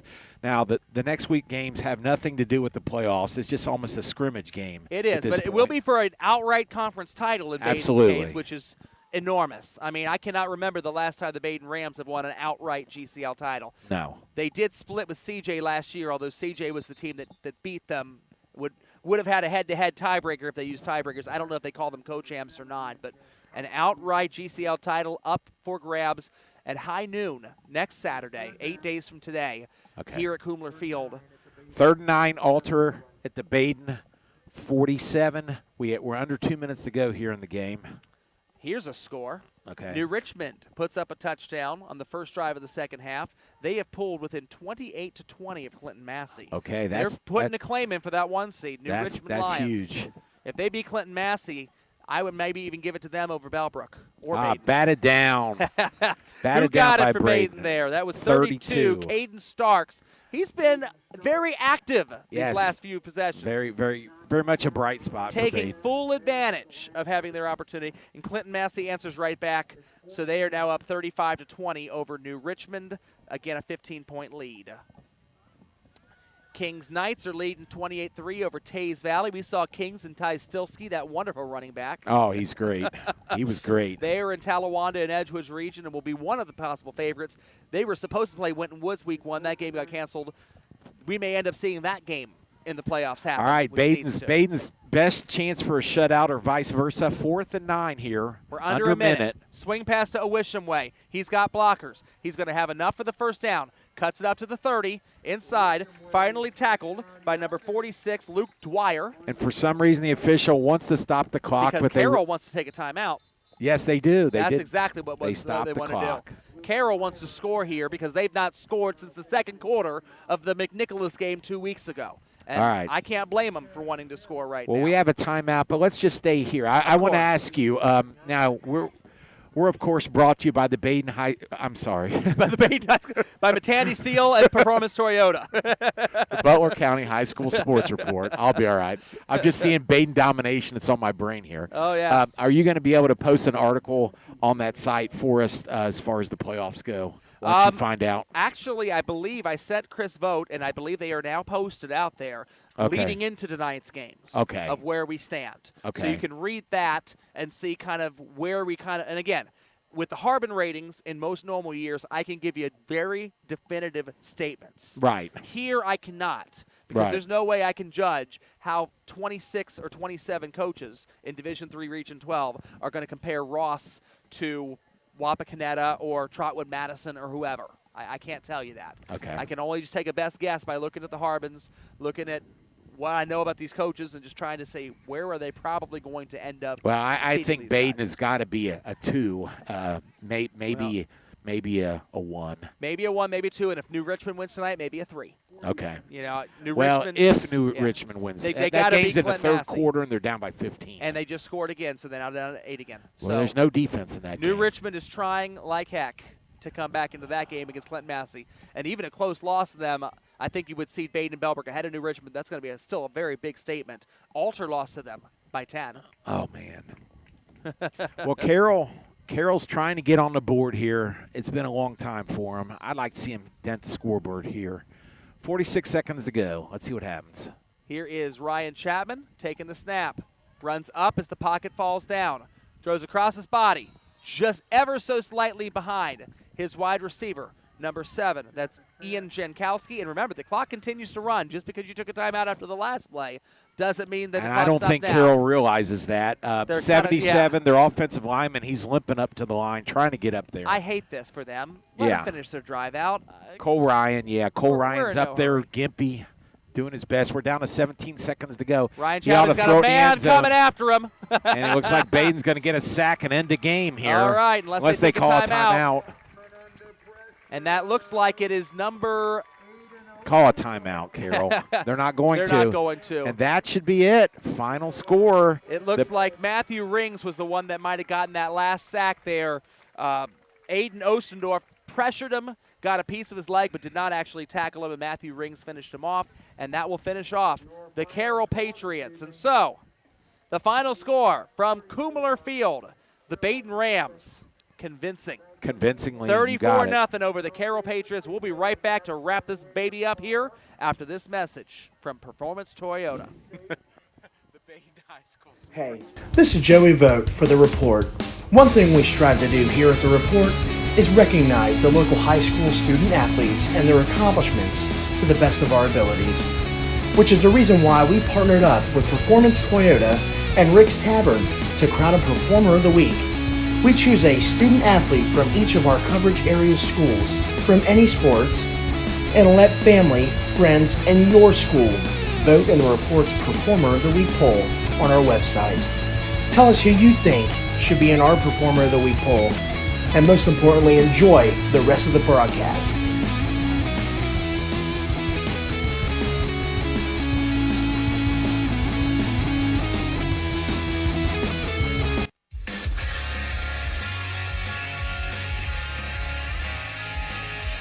We're back at Kumler Field as the Badin Rams are kind of knelt down in prayer with Father Ed Pratt. And Coach Jordy's talking to him. Dan, Badin Rams, wow. I've been watching the Rams for many years, and this team I am so impressed with. Offense, defense, and they're versatile offensively. They can do a lot of things. Oh, they can run the ball. They can throw the ball. I mean, in the past, there's been, Badin has always been equated with Terry Malone being able to run the ball. back in the day. And then when they got in the Dave Worth era, they were spreading it out. But they couldn't really run very strongly then. Now this team is the best of both. You're seeing the Malone. They can pound it. They have the fire and ice running combination.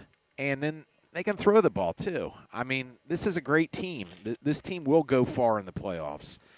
Let's just not think about that coronavirus. Well, shut a team down. that's the thing. We've seen a few and every week. Joe Idle comes up with a list of about 5 or 6 teams throughout the state. He's putting them out there, trying to find opponents for him because we got our game canceled due to COVID or whatever else. And that's the one thing I would worry about with Badin more than anything else is you get into the playoff bracket, you may be the best team in Division III. You may not. I don't know. Bellbrook, New Richmond will have something to say about it. Alter, you may see them again. You may see Trotwood Madison again. But if you see coronavirus, you don't see anybody. You specifically brought up Carroll's coach early in the game saying, yes, we live to play another week. And basically he was saying, no virus this week, we get to play another game. And that's the way he was looking at things. And now as we get towards the playoffs, they're going to tell us here later this week, the big vote, Joel doesn't know if it's going to be, email, if it's going to be Zoom. It's going to be interesting, I'll tell you that. It will very much be interesting, and it'll be, Tuesday or Wednesday, I believe, will be the vote. The 28th will be on Monday, so the Tuesday or the Wednesday will be the vote. Thursday, I believe, is when the OHSAA is supposed to release the brackets, October the 1st. Okay. And so once the vote has happened, we'll see exactly where teams get put. Other teams that Badin is worried about, the Bellbrook Golden Eagles are up 42-21 right now over New Brookville. Richmond is still trailing. New Richmond is trailing by a score of 49-27 as Clinton Massey continues to score, and the brakes go off the wheels in that game as the offenses are really taking off there. So if there's any fringe fans that kind of want to see how this new playoff format works out, what websites would you recommend to see the actual ranking of the teams right now, Joel? Well, the first thing you're going to want to do if you want to see what the blank bracket looks like, just to give you an idea of what it would look like, you're going to go to the Butler County High School Sports Report. Chris Vogt has those articles posted. We've got them separated out into Division 1, 2, 3, 5, and 7 for all of the Butler County teams. So you can see a sample bracket based on the number of teams that have opted in and what that bracket will look like. That's the first place you go. The other place you're going to go is you're going to go to joeidle.com, JOEEITEL. JoeIdle.com will have a listing of all of the teams that are in that region with the Harbin points. And again, the Harbin points are not going to be official in terms of determining or anything, but I'm sure there will be a lot of coaches that are probably going to pull that website up and at least look at that to kind of gauge and judge where teams are. A team like Alter is 2-2. They're 14th on the Harbin ratings right now. I don't expect them to get the 14 seed. I expect them to be seeded considerably higher. Right. That's why the coaches' vote is going to factor in this year, and it's not just going to be a blank mathematical formula based on 5 games. At the same time, it's a good tool to at least start by as you're trying to judge and compare certain teams. How do you compare Alter to Elida in the Western Buckeye League? How do you compare them to Trotwood Madison, who's only played 2 games? Right. How do you compare them to several of the other teams that happen to be in the area? I don't know if there are any of the GWalk teams or the Miami Valley League teams. You got Hughes that is in there, Lima, Shawnee, Franklin. That's in Bellbrook's conference, so you can compare those two a little apples to apples. Tippecanoe and Vandalia Butler are in that former GWalk smaller division. I believe they've spun off and have a new conference name now. But where do they fit in? Tippecanoe's only played 3 games. They've beaten teams that are not nearly quite as good, so we'll see. They're playing Piqua tonight. If they can beat Piqua, they were 2nd in Division 2. That would be a much more significant victory. They also might be able to make a claim to something here. I'm going to pull that up real quickly and see if anybody has tweeted Yes, undefeated Piqua hands Tippecanoe first loss. There you go. So 28-3. So I don't think Tippecanoe is going to be worrying about something. It's really going to come down, it looks like, to Badin and Bellbrook. And do the coaches look at Bellbrook has 2 really quality wins instead of Badin's 1 really quality opponent? Or do they consider Ross to be that 2nd quality opponent because they're 5th in the Harbin ratings and say, wow, Ross is a quality opponent, and Badin crushed them. I don't know how they'll look at it. Maybe they'll look at the GCL Co-Ed and say, we know how good the GCL Co-Ed has been year in and year out. Southwestern Buckeye League, which is Bellbrook's conference, maybe not quite as good. Maybe we give the nod to Badin based on the stronger strength of schedule. I don't know how the coaches will do it. I don't know. It's going to be interesting. It will be We'll interesting. find out soon enough. Either here. way, Badin and Bellbrook should be looking at a first-round bye on October the 9th, should be looking at hosting a first playoff game on October the 16th, and if they win, they should be looking at hosting multiple other playoff games as long as they keep winning. And hopefully we'll be fortunate enough to bring you that playoff game here at Edgewood. Oh, I would love to be able to call some playoff games with you, Dan. I would, too. I would love it, too. We'll see if Tammy lets you out of the basement. Tell her she can go shopping. Online, probably, due to COVID. Other baseball scores while we're looking at it real quickly. The Cincinnati Reds are down 1-0 to the Minnesota Twins. Twins have a lot to play for. They're only have a one game lead in their division. They got the White Sox to contend with. Minnesota up 1-0. It's only in the bottom of the third. Okay. The Reds have multiple ways to clinch a playoff berth, even tonight. Yeah. So there are some possibilities there. Philadelphia and Tampa Bay are tied at 4. Phillies are 1 game behind the Reds. That's one possible way you could have gotten. It would have been Phillies. How's the Giants doing? Losing. The Giants would have needed to lose a doubleheader today. They are up 5-1 at the end of the 6th. They've got 2 more games to San Diego tomorrow and Sunday, and of course they got a second game later on late tonight where the Padres will be the home team at Oracle Park. Joey Dizzle's Giants trying to get in there. So if the Reds can get in there and be the 8th seed out, there's 8 teams now that looks like they'll play the Dodgers, the old Reds-Dodgers games. The old Reds-Dodgers, and I'll tell you what. You remember the old Reds-Dodgers rivalry. They were both in the NL West back in the day. That is correct. correct. Was when the Reds and the Braves were in the NL West, but yet the Chicago Cubs and the St. Louis Cardinals were in the Central. Were the East. There was no Central. Oh, as a young kid growing up, listening to the Big Red Machine, the 75, 76 Reds, Perez, Bench, everybody can name them, But just laying in my bed with the transistor radio on, those late games, the San Francisco games against the Reds started at 11:05 EST, Eastern Standard Time. So you talk about late games, 11:05. Very late games, the Dodgers game started at 10:35. So and Vin Scully was calling them back then. Well, I listened to Marty and Joe. Oh, that's right. That's right. You don't we have couldn't have the satellite back then. That's right. We had a transistor radio, Joel. That's all we Brewers had. and Cardinals playing a doubleheader today. Milwaukee wins the first one 3-0. St. Louis leading the second one 3-0.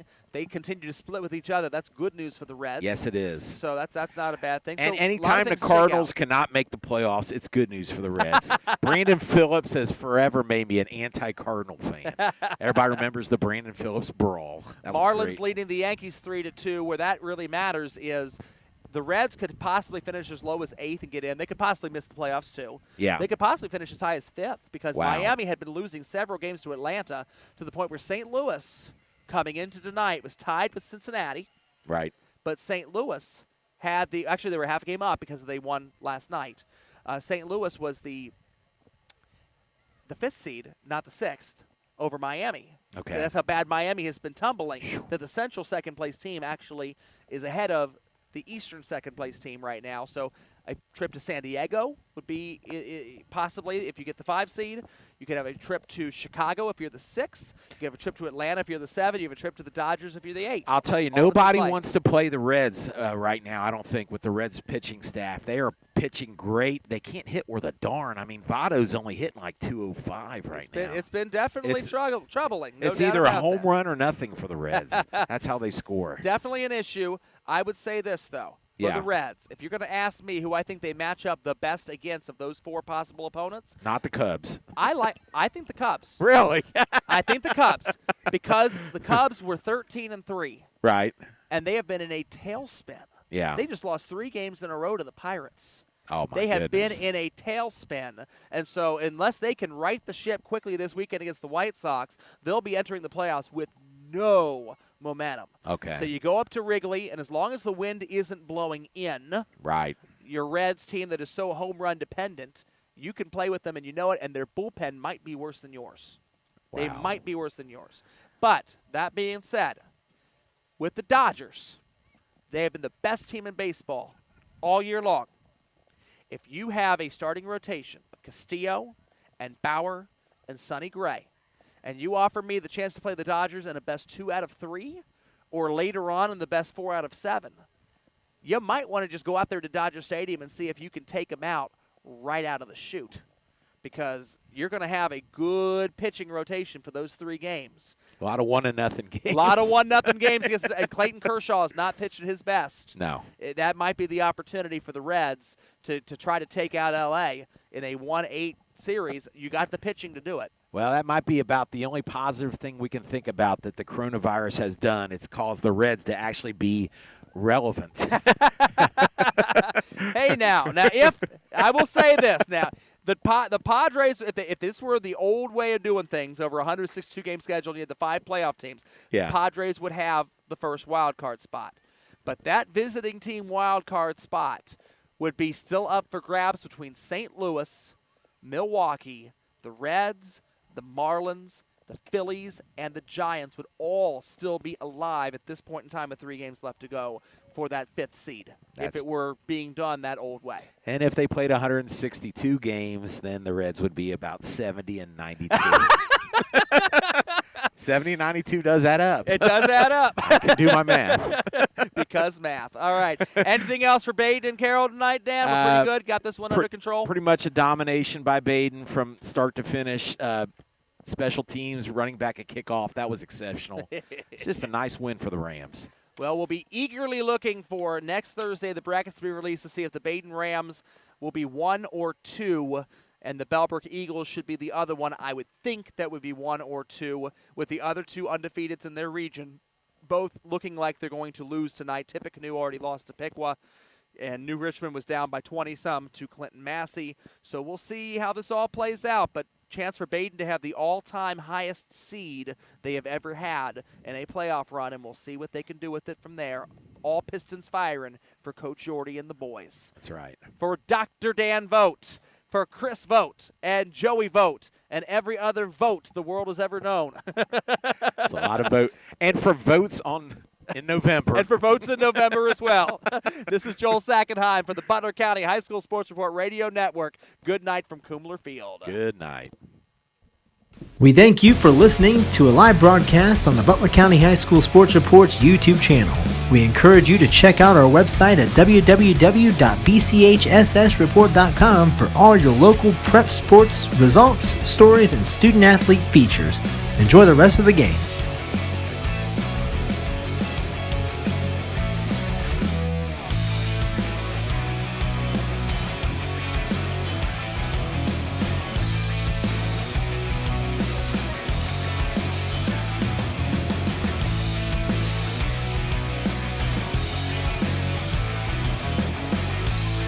Never pay more when you shop Route 4.